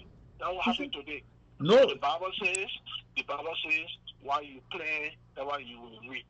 That when people will play this thing here and will repeat it now. People should start complaining. That's why I say people should get up and think how to take care of themselves and forget about the people. We have to divide the country into two halves, just like we got in America here. You see, Republican and the Democrat. America got Liberia. The D of Liberia right now is in the museum in Washington, D.C. Why is it that we would be here as a child of America and we got a very good governmental system in America here? We didn't take that and carry it back home. Why we didn't carry it back home? We want to make sure that we got balance of power. When we got Republican and Democrat, the president will not have the ultimate power. The president will not have power over the National Bank. He will not have power over the election commission. You see, the president will not have power to pinpoint at it success or who will succeed him. You see, but right now the president can say, I want John Brown to succeed me, and it will happen. The president he can say, I want so millions of dollars from the bank. He will take it because he got the power. He got that power. Look at superintendent. The county put together make Liberia.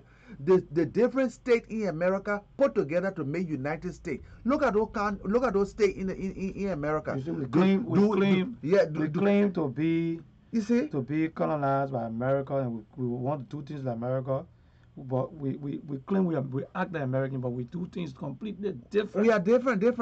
Now we're sitting down there with different governmental system with one party person. Just every day one party. And this president getting all the power. And as long as that president got all that power, they will break every rule on the book. Nobody can arrest the president. Of course, okay. They will definitely do that because look at it, man. You go appoint a bishop to RIE. Really? Are you kidding me? Yeah? You see? No, because he prayed for you and somebody they bought a baby for you or what? What did he do for you? He a bishop. Is he an aviation expert? So we don't have any other person in Liberia. Maybe he had it before he became a bishop. He probably had it. He probably had the experience before becoming a bishop. So let's see his resume. No, in Liberia, we really show you the resume. There are no resume. Whatever you get it. Because if you talk about resume,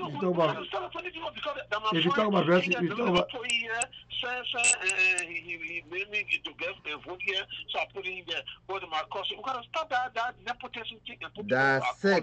That's how the unitary government works. That's how it works. A bishop who could do a pastor work because he got no skill. He could be director of RIE. Really? Yes. Oh man, gentlemen, so. Okay, you don't want job, right? You're not trying to look for a job, right? Looking for a job? Yeah, because I've been a professional person on my own sense, bro. Okay, all right. No, but they will say the people that reach out to me, but I ain't want it. No, but they are saying majority of the people will say, you know, the guy that talking over there, maybe they want job. That's what they're talking that for. That's what they always say. I want job from there. I got my own career. I got my own business. I live for myself. I got that. Okay, all right. So government job in Africa or in Liberia is the worst job to get. You only going to go steal. Okay, Charles, I want you to stick around. You must see if you can keep watching because I want to replay Mr. Alexander Cummings' interaction with some of the locals in Liberia, so you can listen. And I want to everybody take on what he was saying, whether he's making a lot of sense or this guy just trying to be president. Okay, so thank you very much, and thank you to the audience for watching. We have Mr. P here. We're gonna go take a break, and if you don't have nothing to say, I'm gonna be back on later on. Just hold on tight. We'll come back, and now when we'll come back, we'll be strictly politics. We'll be on Alexander Cummings excess. What he think he discussing, what he think he would do if he become president right now. Yeah. Upon we are to step down and he become president, what will he do? Will he continue the same unitary government, or what could he do? That's a question we want to ask him. One day we want to ask him because the unitary government giving our country a very, very bad behavior because the president got all the power and the president dictate what he want. So Do we want the president like that? Do we want the country to be led by one party state? We want power to be balanced. You know, Republican here, Democrat here. That's how we want the country to be. Look at how America is. America, the law is enforced. Any big man go wrong, that person going to jail. But Liberia, any big man go wrong, he will not go to jail. Only the man who pickpocket will go to jail. That's how they got in Liberia. Because it's a unitary government. Do we want that? We must change it. Those are all who in the diaspora. We must change it. Let's spread it around. Okay, so thank you. We'll take that. We'll take a break. When we come back, we'll be listening to Alexander comments. And when we come back on the today Wednesday, when we come back on Friday, we'll be discussing what we call syphilis. That's one of the transmittable diseases that we'll be discussing. Syphilis.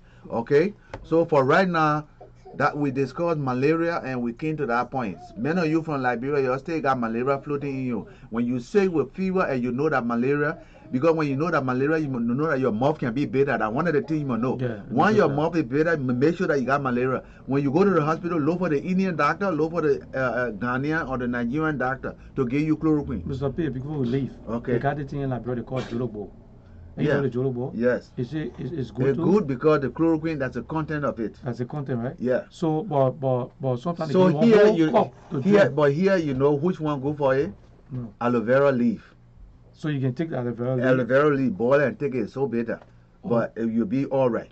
So if you have malaria, you can use that. You can use that. Just compared to Jolobo. Jolobo. Yeah. Yeah, because that Jolobo is so bitter when you take it. But make sure that your mouth is bitter for you having fever.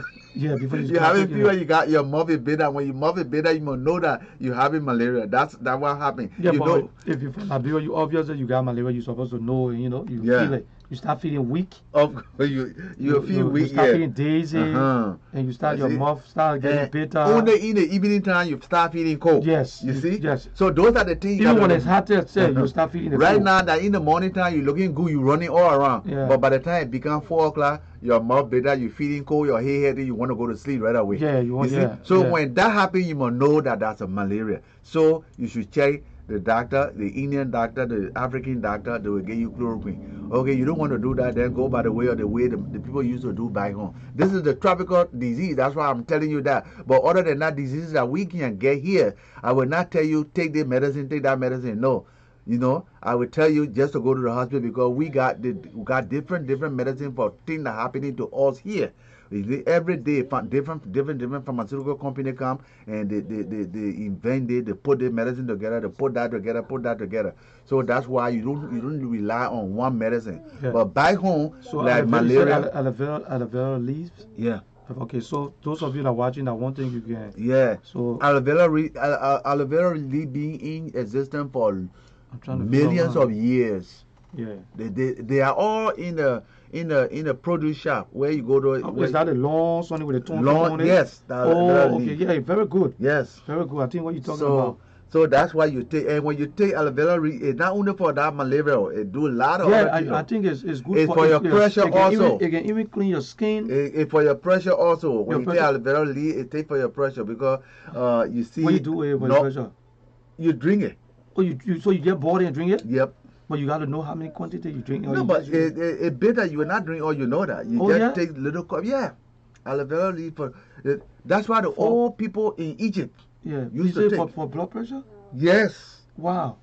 You don't know that? No, I didn't know that. Oh, okay. Now you must just sit down here. So next time when you have. You see that we gotta start bringing. We gotta start coming on here. Wow. So you can use that for blood pressure. Blood pressure. What? Aloe vera leaf, blood pressure. Okay, ladies and gentlemen, thank you for watching. So we will stop here for today, and then we're gonna be right back. We'll be back here on the Friday. We'll be discussing syphilis. Okay. Fine. Bye for now.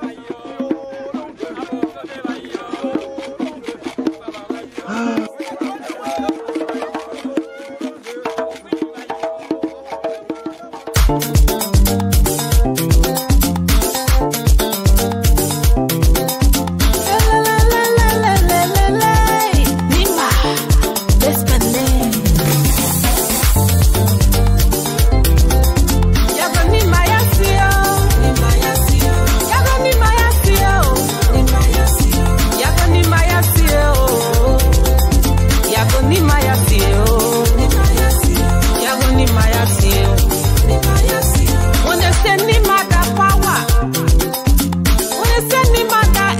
education.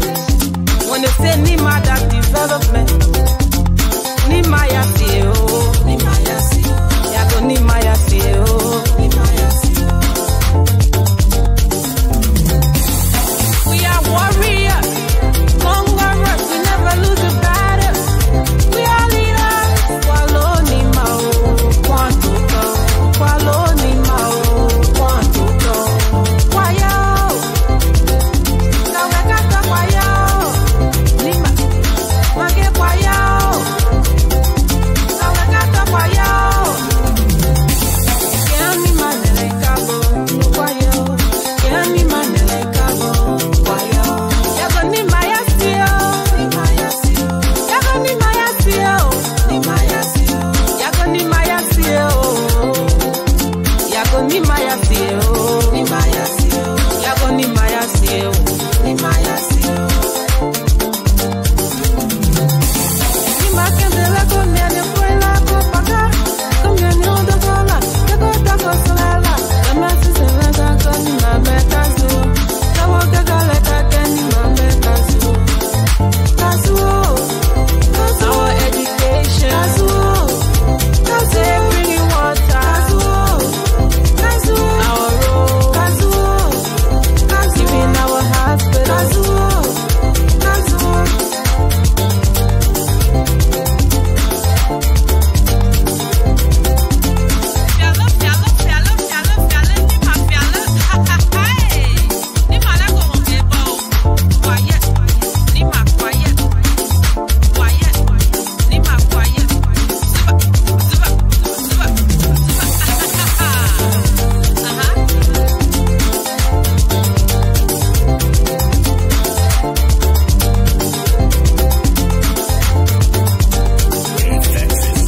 Yago Nima ya CEO, Nima ya CEO.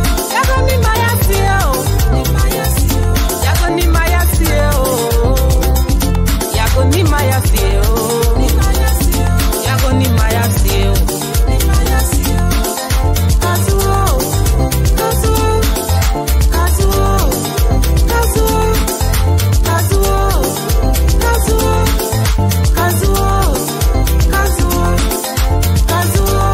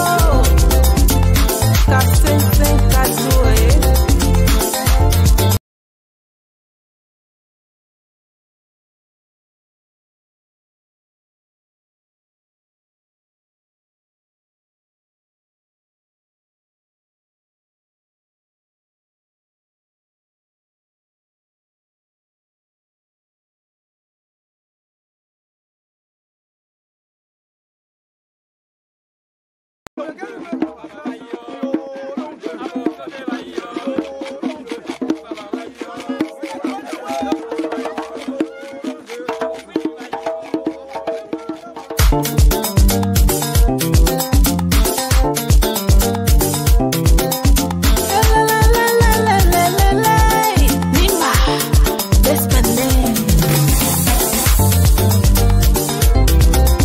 Yago Nima ya CEO, Nima ya CEO.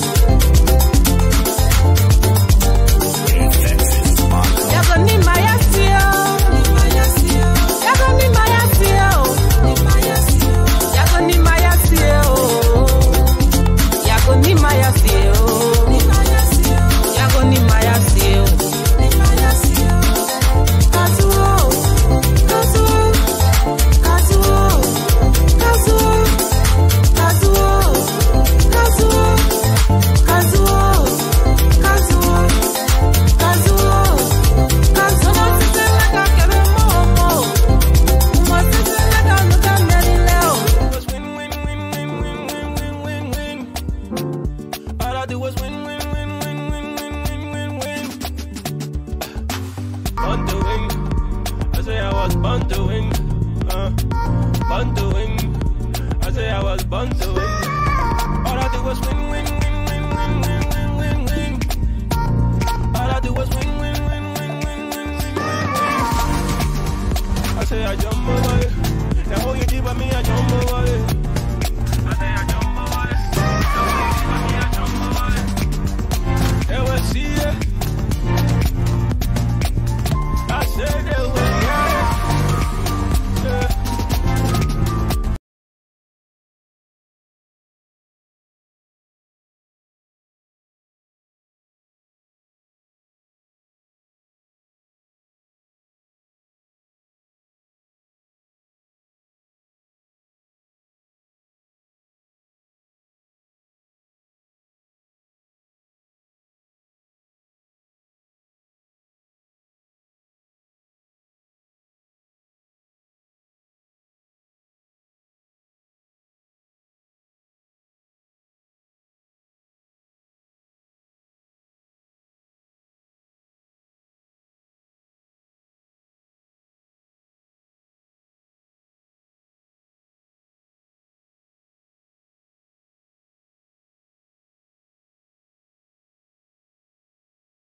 I say I jump away.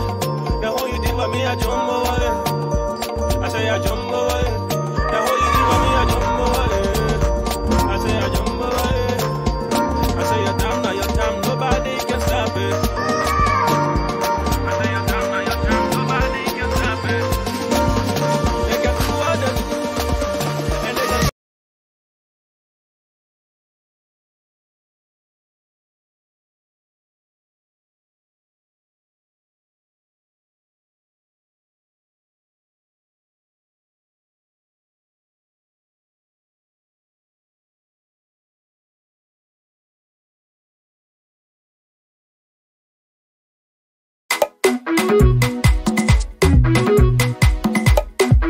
Las Vegas Studio.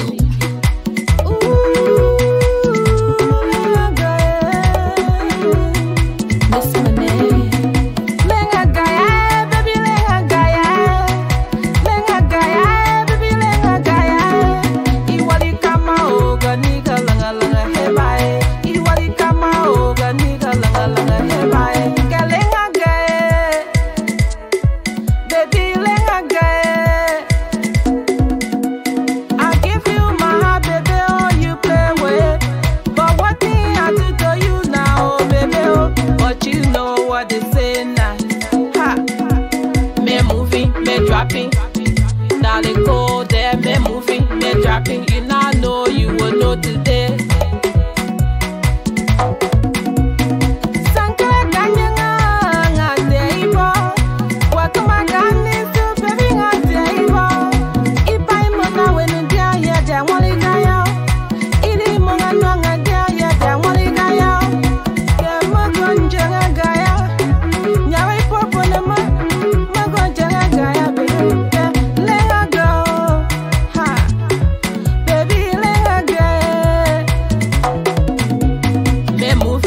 Dropping, me moving, me dropping, me moving, me dropping, me moving, me dropping. Yawa kamwali nuta kwe abamwali, yawa mase nuta kwe abamase. Ke iga kama ngaba yebe munga wa imamemo, iga kama ngaba yebe munga wa imamemo. Kwa kwa kwa kwa kwa kwa kwa kwa kwa. Bagay, pa pa pa pa pa pa pa pa pa pa bagay.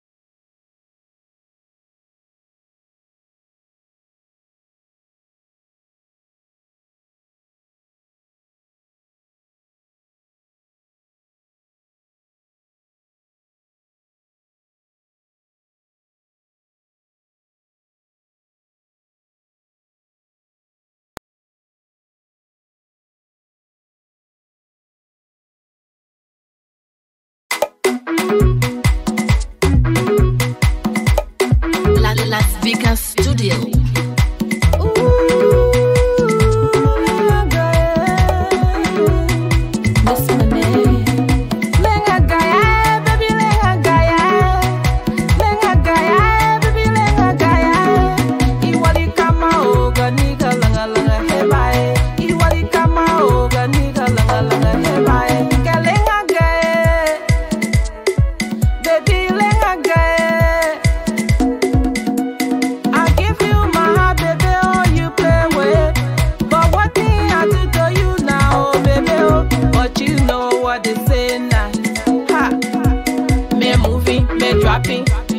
Darling, go there, me moving, me dropping. You now know you will know today.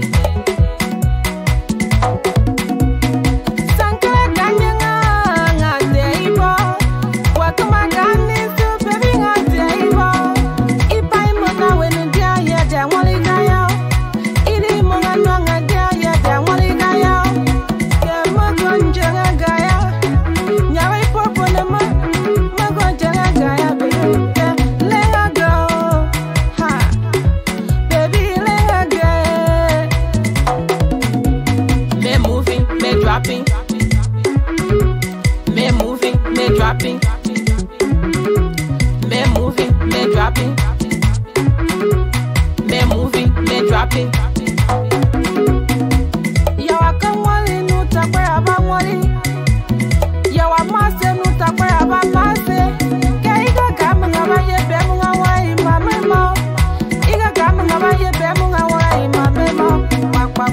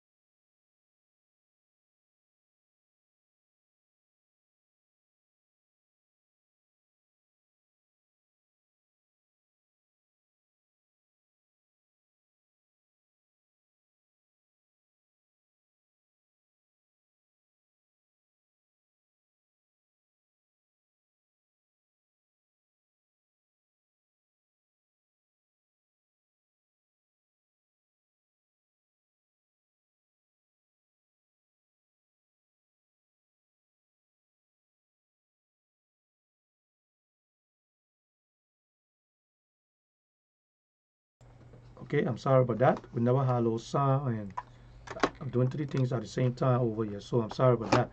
But I was just saying that we have a recording here from Mr. Cummings, who was at the Center for Intellectual Exchange, yeah, exchange Center for opinion. Yeah, for the exchange of intellectual opinion, and he was there. I think he had a couple of interaction with people with the guys over there, and there are some critical things he was talking about, and people asking some critical questions. So I thought it wise that I bring this out so we can listen to the tip, the replay, and you listen to it and you give me your take. Tell me what you think. Is he making sense, or he just looking for a job, or he just won't be president, or he got to go sit down and sell Coca-Cola. All right, or what do you think? What is the main platform? Yes, okay, what is the platform? What is it that he got to tell you that to say, look, I want to be president. This is what I see the country not doing. Yeah. I want to do this. I want to do this. I want to do this, so that we can hold him accountable to his word. Accountable. And, what is it? And I think they invited him for him to come over and talk with them and give them some something. So I'm going to play the replay. Just hold on. 1 second while I get it together. And here we go. In our body politics. If you can hear me, This person if you can hear me, just let me know. has been one of the major contributors to our society. I plead with you not to judge me on the basis of your doctorate degree or your legal understanding, but to judge me on the basis of my layman understanding of the contemporary issues that we are confronted with in our country. Moving forward, the person whom I'm about to introduce is not a stranger in our body politic. This person has been one of the major contributors to our society, helping to develop young people from all walks of life to become future leaders in our country. This person has been very instrumental in showing that STEM education is brought to Liberia, wherein he has built a school that teaches STEM education. He provides scholarship through the Cummins Africa Foundation for students that are less fortunate and they are going to school. This person was very instrumental during the Ebola period to have given $1 million to the Liberian government as his contribution to the fight against Ebola. And today, Ebola was a giant, but today at our feet is the dead body of Ebola. And it's one reason why we are standing on top of Ebola today.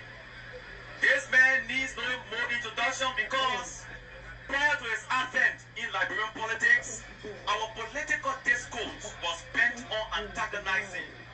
I recall in 1997, Fanny Sherman and the former president Ellen Johnson Sirleaf went a loggerhead. They nearly fought. He nearly slapped her. And the discourse went in until Mr. Cummins came and changed the pendulum of our discourse to say, no, go are the days where we will leave the people in suspense and attack each other without discussing the quintessential nature of issues with which they are confronted. Let us elevate the political discourse beyond mediocrity. And so Mr. Cummins brought issues in the discourse. And you can bear witness that by 2017, there was a change in the dynamics of political discussions in the country. When the politician goes to talk, he talks the economy. He talks infrastructure. He talks education and the provide remedy. He is the incubator of that new phenomenon in our body politic. This man needs no further introduction because he's one person that is humble and down to earth. When Liberians yearn for a leader who has an in-depth understanding of the complexity of situations they are confronted with, he walks in that emblematic image. This man needs no further introduction because he is the standard bearer of the alternative. Now, introduce to you your distinguished guest, Honorable Alexander Benedict Cummins, standard bearer of the Alternative National Congress. Honorable Cummins.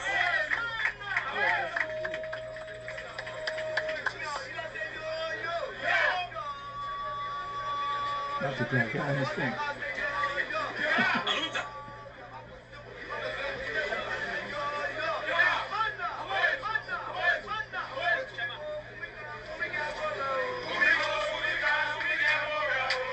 Which one now? They're singing for me.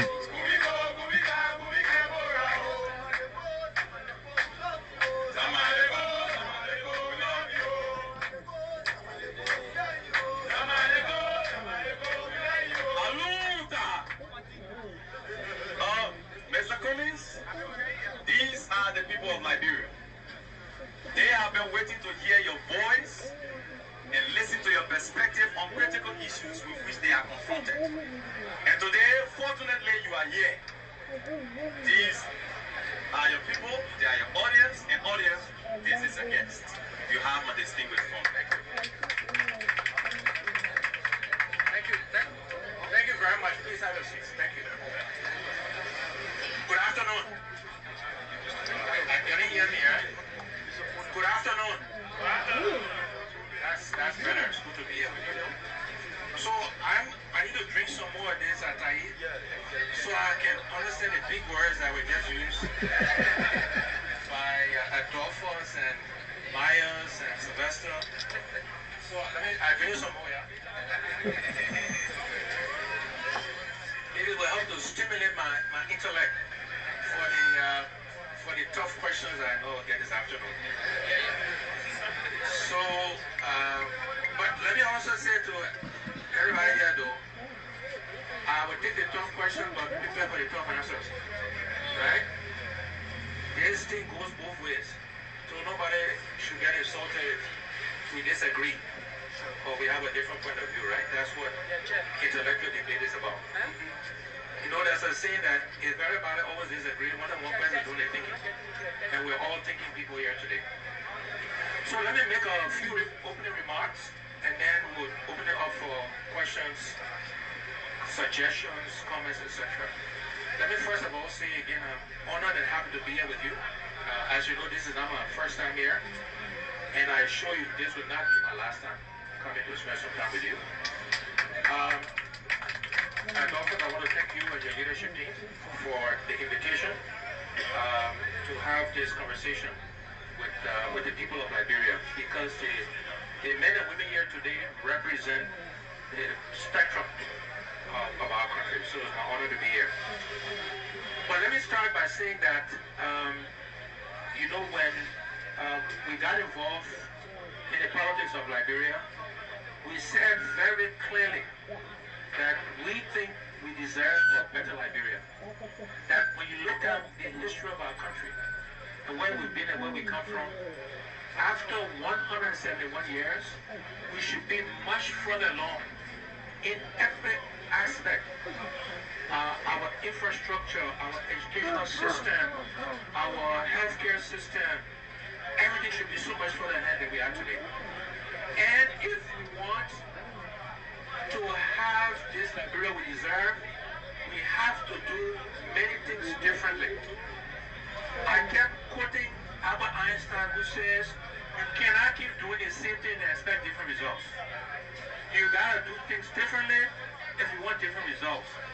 If you get up every morning in your personal life and you do the same thing you did yesterday, today, and tomorrow, your life will not change.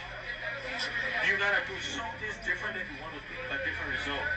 And therefore, in our government, we need to do many, many, many things differently if we want to get a different result. When after the election, we all wished our President William well. I went to the church service, I went to the inauguration, because if he does well, if he did well, everybody benefits. And that's why we're in politics, so we can better Liberian people. And so none of us should ever wish for our government and our president not to be successful. None of us should wish that.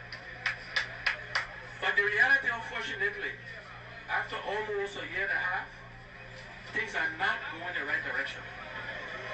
And these are just facts. As Benjamin Myers said in his introduction, this is not personal. I do not personalize my politics. I speak to the facts, I speak to the issues, and I'm prepared to debate the issues. Because the facts are the facts are the facts. But the reality is, the Liberian dollar is worth less today than it was 18 months ago. Prices are higher today across all basic commodities than they were 18 months ago. The level of corruption, this is not the first corrupt government. Let's be fair. Unfortunately, this corruption has been with us since our history, from the beginning of our history.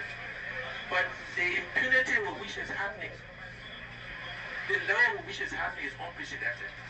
And this is part of the challenge. I use a big word just now, right? Unprecedented. It's unprecedented. And this is a problem. We can't keep doing the same thing and expect different results. If because the last government or the one before that was corrupt, it doesn't mean the one should be corrupt.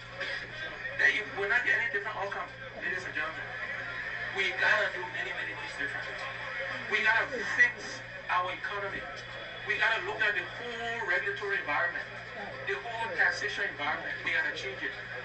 We got to invest in agriculture in our country if we want to help create jobs. These are all the kinds of things we should be focusing on as a people. We need to be protecting the governance of our country. This thing about impeaching or sitting justice, it is unacceptable when there's no basis in law. You heard the former Associate Justice when he testified. It's a fraud of a case. This is the wrong direction for our country. If we want to change Liberia, friends, colleagues, sons, daughters, aunts, mothers, we gotta do many things differently. And that is not happening today. These are just the facts. If you look at all the human development indexes, you should do a little intellect in our country, the intellectuals. Don't take my word, go check. All the indexes are going backwards. These are the facts. This is not conjecture. This is not anecdote. This is not Alex Cummings. These are just facts. And again, I encourage you to check those facts. So we should all be alarmed and concerned about the direction of the country. Let me start by saying, and then we'll take questions. There are solutions to these problems. The challenges in Liberia cannot be fixed overnight. I don't want to give the impression that you can wave a magic wand and then things will just get better. But the fact is they can get better. We gotta do the right things. We gotta stop the stealing. We gotta put competent people on the government. We gotta have clear strategies on how we revitalize the economy, on how we create jobs, how we stop the leakages that happen, how we eliminate waste. These are all things we gotta protect the governance of the country, the separation of powers. These are all the kinds of things that we need to do that will encourage investors to come. We encourage Liberians to invest if they know the sanctity of contracts, if they know they're protected. If you don't believe as a business person that you cannot trust the judiciary because the executive controls the judiciary, you will not invest. Because if you have this people, your partner, and you got a friend in the executive, the case might go against you even though you're right. These are how people look at where they put their money.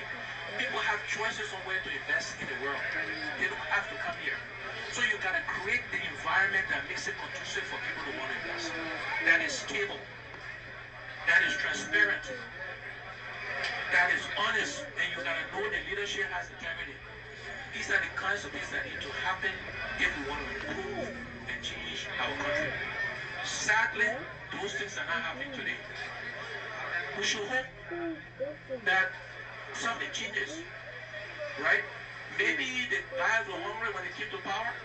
Maybe when the stomach got full, they will start to think about the Liberian people. And we should hope that.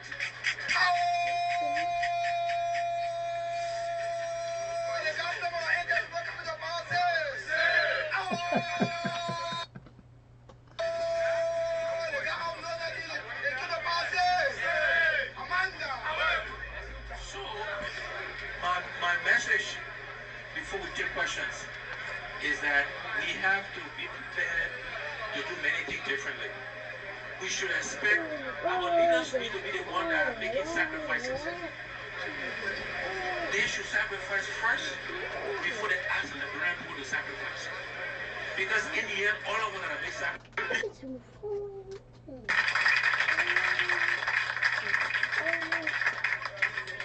You listen to him in summary. He was extremely succinct. And we told you yesterday, we believe that you already had your questions and your comments written. Thank you very much. If you don't have sheet, we have sheet to give you here. Then make the point, one answer as well. All of the political institutions, their wish is to ensure that the lives of Liberians are better. That's why you yearn to come to power. You come to power so as to improve your people's life. More besides, he spoke about if you...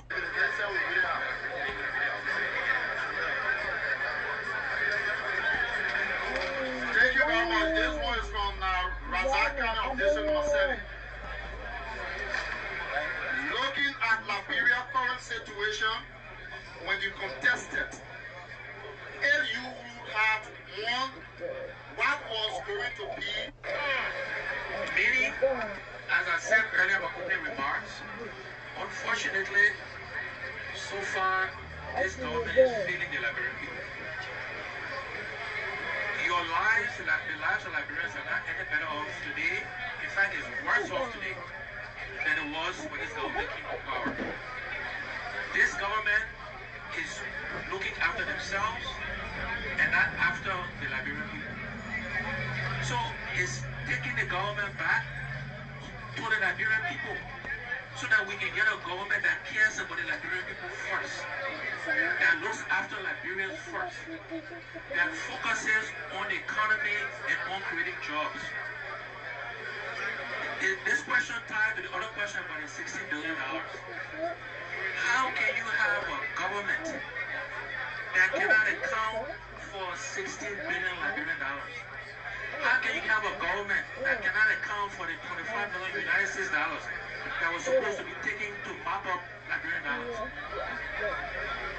This is who we gotta take the government back from the government that is inept, that is proven to be incompetent. So that was the point of that message. And on the $16 billion, it is damaging our image internationally. People are shaking their heads. When you want to attract investors, they want to know they come into a country where there's rule of law, where there's minimum corruption, where governance is being followed. And when the headline is $16 billion unaccounted for, of course, people will be shaking their head, will be wondering, and nobody, no legitimate business person want to put money in a country where those kinds of things is happening. And to the question about first priority, the first priority has to be the economy. The first priority has to be how do you create jobs. The first priority, all linked together with the economy, right? You focus on the economy, you focus on how you create jobs, you focus on how you find the money, so you gotta take out waste, you can reduce corruption, you gotta have priorities, you wanna invest in agriculture. These are the things that we should be focusing on as a country, as a people, and those would have been the priorities of an ANC-led government. You wanna make sure you get talented people. We got talented people. Many of you in this room here are smart, talented people. You are the kind of people that should be in the government making decisions on behalf of Liberian people. So those are the kinds of things we will be doing as our first priority. Thank you very much for the answers being given to us. Hello? Hello? Hello? Order please, order please. From what I'm seeing, I think that the discourse is going on all the manner, right? Those questions been given to me. Okay, let's read the second part. The one is from Austin D. Tour from West Point, for the township of West Point. What is the better model economically to avert our prevalent economic hardship being an expert?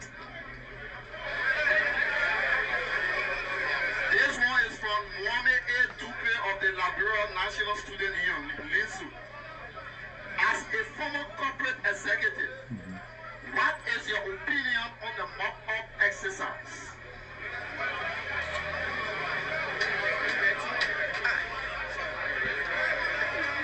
Three, this one is from Mr. James Cannon.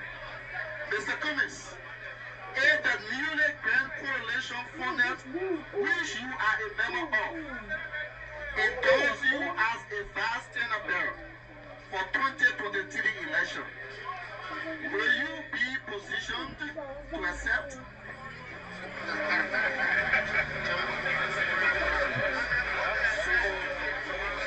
Let me start with the last question first. Look, the answer, listen, that's a question you already get answer to. The last question is, look, it's too early to be making that kind of decision. The coalition just started. I am convinced it will work. Everybody knows Liberians want us to work together.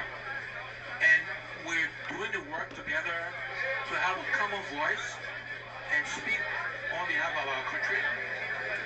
But I think to say now whether I will accept vice president or president or no rule is too early. Let's let this thing work on for a while, and at the right time, we will make that decision, we'll make that call. On the question of the economy, and I've touched on some of these things before.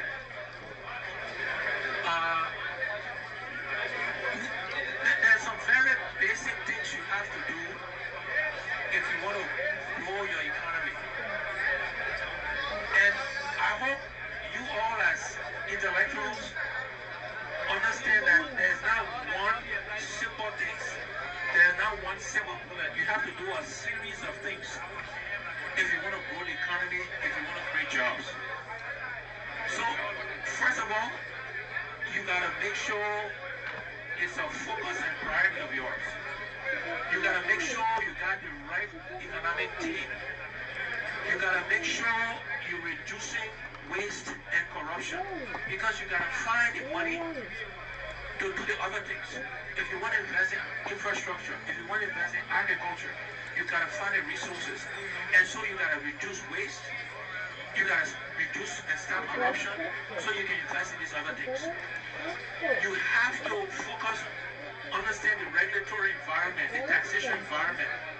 You have to focus on Liberians and Liberian businesses so that they can thrive and they can create jobs. So those are all the kinds of things. All those things together you do, you will help create jobs. You have to attract foreign investors. That means your governance gotta be transparent, right?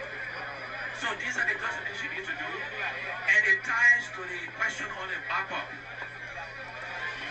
As a corporate person, as a businessman, you have to be able to document and prove without question anything you do with other people's money.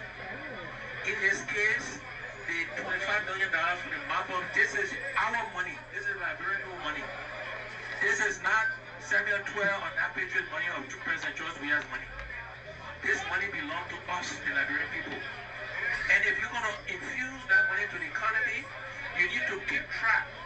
Who did you give it to? How much did you give them? How much Liberian dollars did they bring back? You have to have the right checks and balances, so you know the intent for which you put the money in there is being achieved. You gotta be able to measure. You gotta know, if I gave you $100 US, how many Liberian dollars did you give me back as from if you're doing on the currency exchange, right? And in fact, you should be following the rules and laws on how to do that, and not create it as you go. So, as a businessman, as an economist, the method by which you went around it was completely incorrect, and it makes you wonder what the real intent was. And this is why we have to demand that they explain to us exactly what happened to that money. How much did they put up? Who did they give it to? How much came back? Where is the money? There were a lot of procedural issues with the $16 billion and $25 million. I understand that. But at the end of the day, where is the money? Where are the records that show where the money is? This is cardinal. This will be unrelenting about. People were arrested based on the initial reports, yet other people were left untouched. You cannot have selective justice. You gotta have justice that applies to everybody. Again, this thing ties back to the economy and having investors come. If people see you applying selective justice, then you might not apply to them. So why would they take the chance? So these are all the challenges we have to be prepared to call out, and again, we will be unrelenting in trying to get to the bottom of this missing money issue. Thank you. Thank you very much, Honorable Gomez. I can see our guest is pesterating, and I think I may be wrong. I think the strategy that was employed by him. No batteries. Okay, please. Yeah, almost done. We're almost done, ladies and gentlemen. Almost done. That was employed by him to have given you a kind of a short explanation is to interact with you more, to get more questions. I may be wrong, but I think so. We go to, good afternoon, Mr. Cummins. My name is Elijah Nebe Tobe. My question is, if you are the president of the Republic of Liberia, how can you revitalize our economy? And please, before I go to the next question, if the guest answer about the economy, please don't repeat question about that. We don't want to be repeating ourselves over and over and again. Please, that follow the pattern of intellectualism. Please. This one is There's nothing to do now. in the absence of money, as it is assumed by the government, how can this government take care of the people's basic needs like food, medication, and etc.? This one is from Lrtn program, member of CEO from District 13. Few months back, I listened to you on OKFM with Smith Toby, and you say you do not have the desire to serve in other capacities in government besides the presidency. Now, if you are given the opportunity to surface on a ticket of the opposition as standard bearer, what would be your role or next course of action? From Lrtn Toga. What are you asking now? The man told you that I was not. Oh, please. You say, was he going to ask a question, right? I just want to ask a stupid question. The man told you that I want to be a president. Like, oh, now you say standard bearer as a president. That has to be the priority for any government. Grow the economy and create jobs. Because the unemployment rate in Liberia Okay, hold on 1 second, ladies and gentlemen. is unacceptable. Now the internet keep going up and I down. know I'm probably speaking factually that many of you here would like to be working and you're not. And that's a clear manifestation of the fact that this thing has to be a focus. But I think I've touched on many of the things that need to happen to revitalize the economy. On the issue of finding money, first of all, and I've mentioned some of this already, first of all, there are funds available. There's not enough for everything we want to do, but there are funds available. So the first thing you gotta do is you gotta stop the stealing of the funds that are available. You gotta stop that first, so that that money can be redeployed. It can be used to the benefit of Liberian people. The second thing you gotta do is there is a lot of waste in how we spend. For example, we buy $80,000 Land Cruisers for ministers or government officials. We shouldn't be spending that amount of money on vehicles. We should spend less, take the difference, and then spend on the needs of the Liberian people. We need to be funding those agencies of government that generate revenue, like the Liberian Revenue Authority. Do they have the resources they need to legitimately collect revenues so that it can again be spent in the interest of the Liberian people? Are we creating Use the free port. environment for Use the free port. Use RRA. Use LEC. Because when you do, you can Use collect LRC. people who got jobs, pay taxes.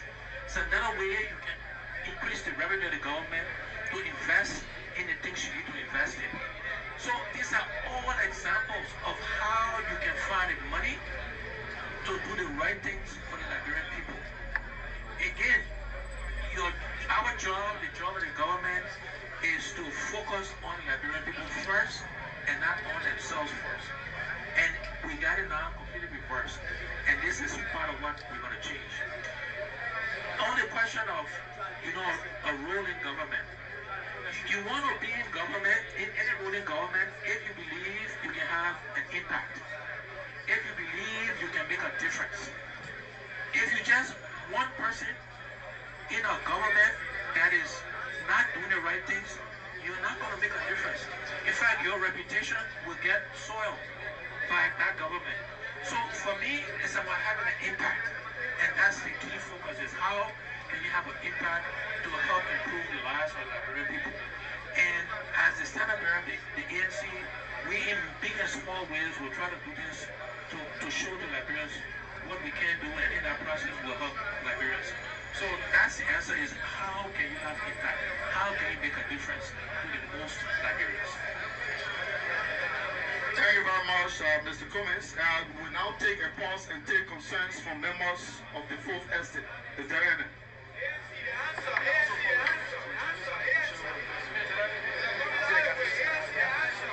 Thank you. We now go to Achi Tapu from District 14. He brought in 2 questions, but I'm going to take one. Number 1. Since you've been at Coca-Cola, how many Liberians did you empower?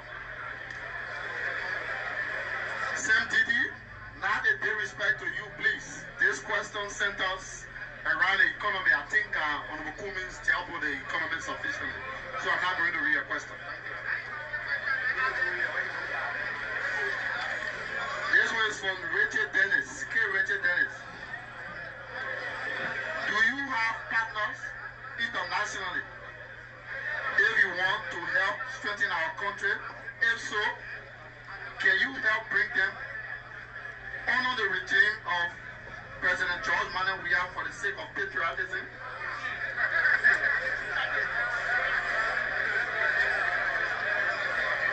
Number three. This one says, Mr. President in waiting. His name is Newman M. Lamine from Bapolu County. Please, sir, this is a request. I have a scholarship to study solid waste management in New York from April 10 to October 20, 2019. They say we're gonna get our intake on. Yeah, I'm watching it. When I get my intake, I think they will not like No, it. I don't want putting that there. I'm putting it up there. So, ladies and gentlemen, I hope you're listening. Hello? This one is from Simon F. Bar. Sir, You share the video. you stated that the judiciary has a problem. In that, when a businessman has a problem with his partner and take the matter to court, the matter is not adjudicated fairly. Could you state instances when such occurred and during which term? How is it now? From civil data. Okay, so the question on Coca-Cola, and I will answer it 2 ways. The first answer is we have other Liberians beside myself working for Coca-Cola that we introduce them to the company. For example, the person who runs all of West and Central Africa for Coca-Cola based in the Ivory Coast, Abidjan, is a Liberian. Oh, wow. And I can give you many examples.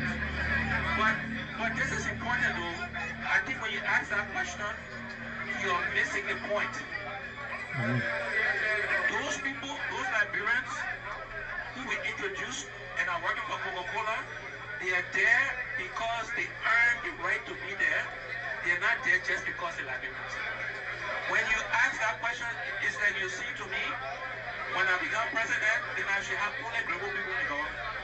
Because I'm from Ireland and I'm a global man. That's if you think about the question, because I'm from Liberia and I work at Coca-Cola, I should employ all Liberian people. This is a private, first of all, this is not my father's company. This is a public company with other shareholders. And we hire people based on their merit, on their ability to perform. This is what we should be doing in government. Yes, we gotta think about the geographic mix of people in government, but they're educated Liberians from every tribe. And so we should be hiring the best people, and not based because you're a Tunisian only, or because you come from a certain part of the country. And so at Coca-Cola, we hire Liberians because they are qualified, not because they are Liberians. Very important to understand that distinction. And so those people, those Liberians, they're very proud to be Liberians.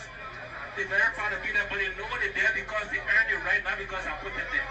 Even though we help to facilitate. So I think it's a very important point. The point about encouraging my partners and colleagues to come to Liberia, yes, I have many colleagues and partners. But these people are also business people. They will not come to Liberia because I'm patriotic. They are foreigners. They got resources and money.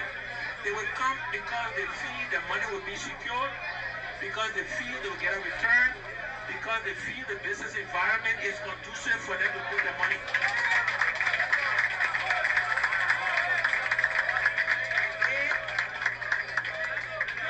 These people have choices. He just damaging upon now. He damaging upon now. They will take it to South Africa. They will take it to Sierra Leone. They will take it to countries, not because they're friends with me or even somebody else.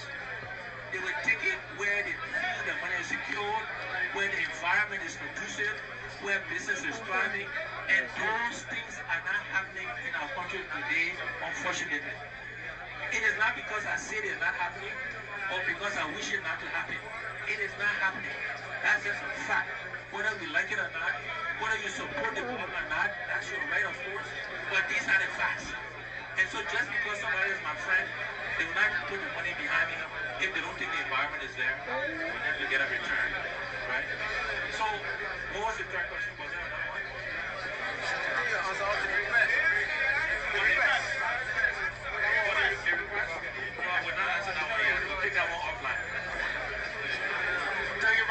Thank you very much for the coordination. And we also have people following us via the Facebook Live. And some of them have sent in their questions. And we have roughly about 8 questions. Let me borrow the word from this word from our guest. It is unprecedented to have taken enough questions for a guest who has attended here before. You guys can bet it with this. The guest has taken more questions than any other guest that have attended here before. So shall we give you another and the huge usage of illicit drugs by young people across the country. This one is from Joseph T. Topa. Property rights and enforcement of contracts are institutional problems of our country. Honorable comments, what are some institutional measures you think can be employed to help solve said problem? Thank you. So the first question was on technology. And what I would say to the Facebook questioner and the audience here Bill, is technology is a tool to help you achieve your goals and objectives. So technology cannot be an objective unto itself. Right? So if you say, for example, that agriculture is a priority, and it should be, then you say, how can technology help you achieve your agricultural goals? If you say you want a smart and efficient government, which we do want, then you have to say, how can you use technology to reduce all the paperwork, all some of the cheating and stuff that happens? How can technology be a tool to connect the government so that people can process their driver's license, their deeds, their whatever using technology? And so technology has to be a priority, but it gotta be in the context of the bigger goal that you're trying to achieve, and technology can be the tool that you use to do that. Then, you know, vocational school of computer. There was a question about any example in the judiciary. Yeah. So there are daily examples, my friends and brother, of corruption that takes place in the judiciary. Okay, Every day it happens. Yeah. And this is what Let's hear them. And this is what we gotta fix. And you gotta fix it starting from the top. Right? And if the executive branch is trying to impeach a justice on the judicial branch, That the right one? Yes. That's that. It's that. No, let me see. Oh. In that branch of government, and therefore how can you trust what's going to happen in that branch of government? So that's the answer to that question. The answer to that question. Can you repeat the other two questions, please? So we're talking about property rights and enforcement of contracts and institutional programs of our country. How can some institutional measures think can help the involved? So, again, this property right issue also ties to the judiciary, and it also ties to the land right laws that have been proposed. Yeah, but judicial is the interpretation of the law. That's all. If you buy the land and you got deed.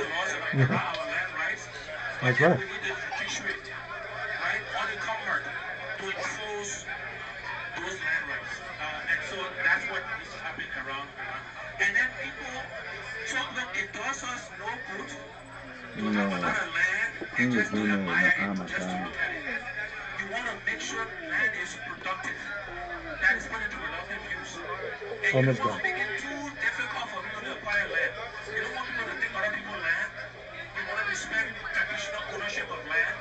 But if you make it too difficult for the own land, then the land will just be there, we'll just look at it, and we'll not do us any good economically. And we want to make sure every asset the country has is put to good use for the benefit of Liberian people. And land is one of those assets that protects people's rights to land, but we want to make sure the land is being used for the economic benefit of the Liberian people.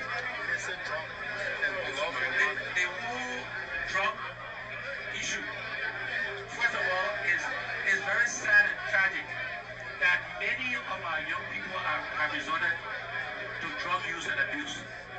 And so on the one hand, we gotta get at the root cause of why they're doing it. We gotta provide training and create jobs. I keep calling that the thing called jobs. If people had jobs, they had a livelihood, they would be less likely. So we gotta train, we gotta rehabilitate, but then you gotta have some punishment as well, right? For illicit drug, you gotta do both. And that's part of the solution to the whole drug use. And similarly with illicit mining, right? We gotta understand why that is happening. What are the incentives? So, for example, if, and I think this is true, to hold me 100%, but I think I'm right. If you make it too difficult from a taxation purpose for people to mine illegally, they will mine illicitly to avoid the tax regime. If the tax regime for mining in Sierra Leone or Guinea is lower than ours, people will mine illicitly and they will take the product to Sierra Leone and Guinea and sell it there because they will pay less taxes. This is why we gotta be very systematic and think about the reasons why people want to do. Fix the system so that you can expand the tax base and then you will reduce illicit mining. And then of course when you catch illicit miners, you gotta punish them. You cannot have a country or a society that does. Okay, ladies and gentlemen, so far that was the political leader for the ANC, Alexander Cummings. So I know you guys were watching, and we just want to get everybody take on there. What do you think, Mr. P? Do you think the guy is making sense? Everything he's saying, does he make a lot of sense? You know what? Let's take a little break quick, and let's take a little quick break, and we'll be right back for the continuation. What do you want? You gotta go. What do you want?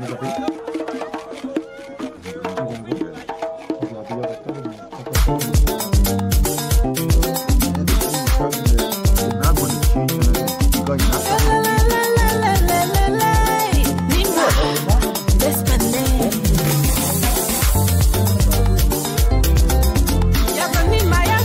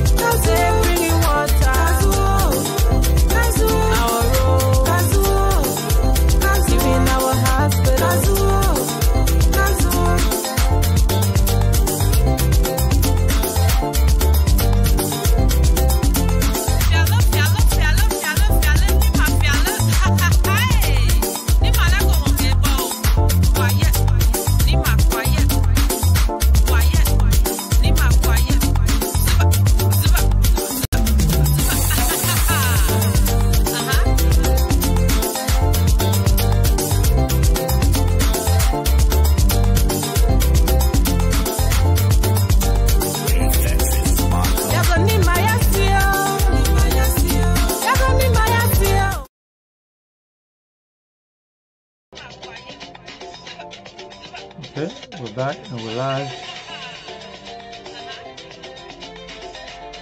We're back and we're live. I think everybody will listen to Mr. Cummings' interaction with the guys at the Center for Intellectual Opinion. So, what is your take on Mr. Cummings' exchange with the guys? Like he rightfully put it, is he making a lot of sense? Everything he's saying, is he right? Is he saying the right thing? He talked about corruption. Is he right for what he's saying about corruption? He talked about the level of corruption that is going on in the government right now. He said it's unprecedented. That's what he said. And he also talked about agriculture being the key for prosperity, for development. And he talked about competent, bringing the right people in the right positions. He talked about Cabinet Janet a case that is going on right now. He's saying that that's not good for the country. With all of that, you've been listening to the tape and you've been watching. What do you think? I got Alfred Topa is on the live feed. Alfred, if you can call in and give me your take, because you from Liberia and I think you've been following Mr. Cummings in Liberia. I listened to him, and one thing I like about Mr. Cummings, he really know how to interact and talk to people, And I don't know, I haven't seen our president coming out to really dive into things, because everything Mr. Cummings is saying, it will either come from the information ministry to come to rebut it. We'll come back and rebut it. Now, if you're listening, you're going to see some rebutting from the Ministry of Information. You will not see our president coming out to, give you things that's happening in the country. The challenges, things he's doing. It will always be either Smith Toby, who is there right now, or Eugene Fangon, or maybe not Jefferson Koji. It will be Samuel Toy. Most of the time, Samuel Toy try to come out and say things. So I know our president said he's not intellectually. He will not come out to talk, to tell you exactly. His speeches, you shouldn't judge him by his eloquence, but by his actions. So you, who the audience, and everything Mr. Cummings saying, is it making sense? Is the president action is being affecting the lives of the common people? Are things getting better? Do you think that Mr. Cummings is just another political leader who's just talking and seeking to have the presidency? Is he qualified? Is he qualified to be the president? Can you trust this guy? Do you think this guy will be the right guy that will deliver? All right.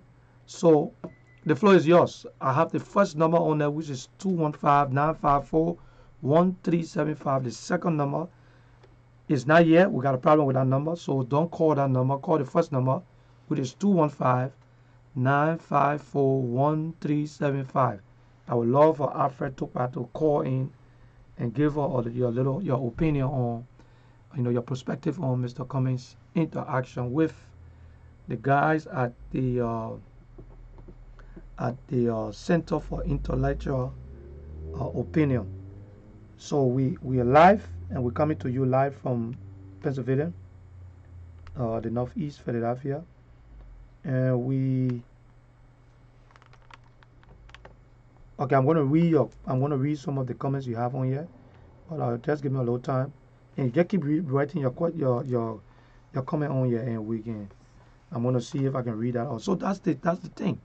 Mr. Cummings just deliver a whole thing. For my take, I think he's saying when it comes to corruption, wasteful spending, I have a problem with that. And one thing I keep observing is all the talking we're talking about wasteful spending and corruption and everything. I don't know whether the president keep traveling in private jet. I don't know whether it's free or somebody's giving it to him. But for the level of inflation and hardship that is on the country right now, I don't understand why the president keeps traveling in private jets. He keep riding private jet. And Mr. Cummings said he was with one of the president, I think from Nigeria or somewhere or some other country, and he met the guy on the plane. And even Ellen Jones said Ellen always took bought her seat. It was in a private jet. So I don't know if everything Mr. Cummings is saying is just saying it because he's in opposition. And one good thing he said was, it's important that the president succeed. It's important that this president do well, right? Because if you don't do well, it affects every one of us. I wish I was there because I wanted to ask Mr. Cummings something I always said, I really ask, want to ask all our leaders for the level of anger and frustration and the perfume languages that people using. I don't know whether they're doing anything to address those who are in the party continually on Facebook and other social media who just insulting the president man and insulting people profusely. And I mean, you will not hear nobody saying anything or talking anything about it. So I would really want to ask some of the leaders in Liberia whether they love it or they condone it, because you're not president right now, but after the next president, after this regime, that will be another one. Will you love for people to keep insulting and not go into the issues? And I listen to Mr. Cummings saying that he don't attack people personally. It goes directly for the issues, things that are affecting the country and the people, the common people. So the line is open. The number is 215-954-1375. You can call in and just tell me what you think about the little tip that I have. And I'm telling you that we almost are about to launch in Liberia. Our guys are supposed to be going. We're just waiting for him to take off and go to Liberia. And some of this program we will not be on yet discussing it because we'll have our team on the scene and they will be bringing you live. And maybe they might be in Liberia and be taking your questions and everything like that. So we are putting things together, and our guys are supposed to be leaving. And we ask you to just stay tight, keep supporting us. And you're going to be seeing in the coming few days, you're going to be seeing a whole lot of different programs coming up. I'm going to be going out, and we already, I think you saw me the other day with the city mayor of Philadelphia. They had a program, they invited us. And so they asked us to keep following them. So we're going to keep following the city mayor and some of the elected officials in the Philadelphia area. We've been doing it in Upper Darby. Now we're coming into the Philadelphia area. So most of the time you will see us out there. Please listen, keep watching, because if you live in any one of these areas in Pennsylvania and we're there, we're going to keep asking you to give questions, sending your comments, so we can be able to ask them. If something affecting you in the community, so you can be able to ask them directly and they will be able to answer your question. So I'm waiting to listen to you and call in, ask a question concerning the tip that we just played.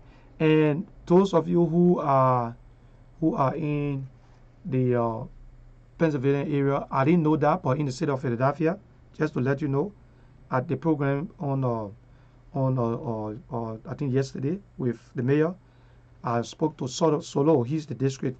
He's the representative for the district we located in right now, where the studio is located. And he was telling me that if you have DED or TPS and you're in the city, you can still go and apply for services, social services like welfare or food stamp and all of that. You can still go apply. They're not going to ask you for your status. They don't do that in the city of Philadelphia. So don't be afraid. Because on the 31st, people are not going to be having the opportunity to work. So if you're not working, go to the office, the social welfare office. Go there, ask questions, and tell them you're not working and you need assistance. They're going to give you the assistance. I'm going to also set up another interview with the city mayor, not the city mayor, but with Solo from this area, the representative from this district, who I spoke to and was telling me, I didn't know that. I thought when your stuff is expired, that's it. you are illegal automatically, you cannot go out there. But he said, no, you're not going to be stopped by no police. Nothing going to happen to you. You can go to in the city of Philadelphia. That's why he said. So that be clear. You don't want you to leave Philadelphia and go outside and think everything is okay. So if you're here, you can still go. If you know you're not going to be working, go and let them know you're not working. Give your name and everything, and the state going to help you. And they said they're all working towards something to be put together for the Liberian community. So I just played Mr. Cummins' a recording from the interaction from the Center of Intellectual Opinion where he was. And if you have anything on that, you can call in. The number is on the screen, and I will be able to let you to air your opinion, and we will have our audience listen to it. So thank you very much. I'm going to take a little break, and I will be back. If we don't have anything, we're going to call it a day. Thank you very much.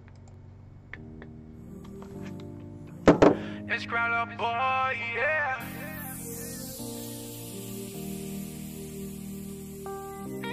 I too happy you came my way. Soon on day break like your face I wanna see. I just wanna be loving you. That's just how I wanna be. I will ride for you like Gange. Now I want you, you not pamble. I love you, don't touch it. Oh, got me singing like morning, oh, morning, baby. I just wanna sing morning, oh, morning, baby. Got a song for you, yeah, yeah. Morning, oh, morning, baby. I'm in love with you. Morning, oh, morning, baby. When you smile, the whole world freeze. Hold on, when you pose, no need to say cheese. Oh no, no. Your beauty that newsletter and carry the cheese. Oh yeah, oh yeah. No competition, you take it with ease. Put that, you know, put that on my heart too. But nobody, wherever your spot, oh. Morning, oh, morning, baby. Morning, oh. Okay, sorry, we had to take a little break, and we're back. So the number is on the screen, 215-954-1375. If you have any questions, you want to answer, you want to give your opinion on the interaction with Mr. Cummins. I'm waiting to listen, and we can also have the audience to be the judge. So we are here, and we are waiting to hear from you. You can call in, and we will answer your question if we have it. So thank you very much.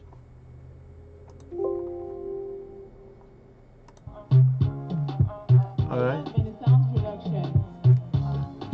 Don't forget, if your DED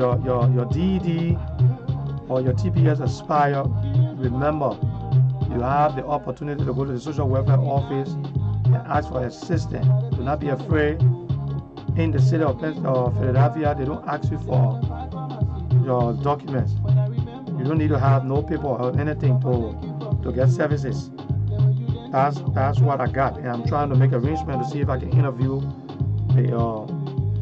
the representative for this district, so he can be able to elaborate more on that. Okay. So thank you so much. If we don't have anything else, well, we'll call it a day. Thank you for watching, and keep following us. We're going to be seeing a lot coming up from the city of Philadelphia. Thank you for watching, and let's keep the fire burning.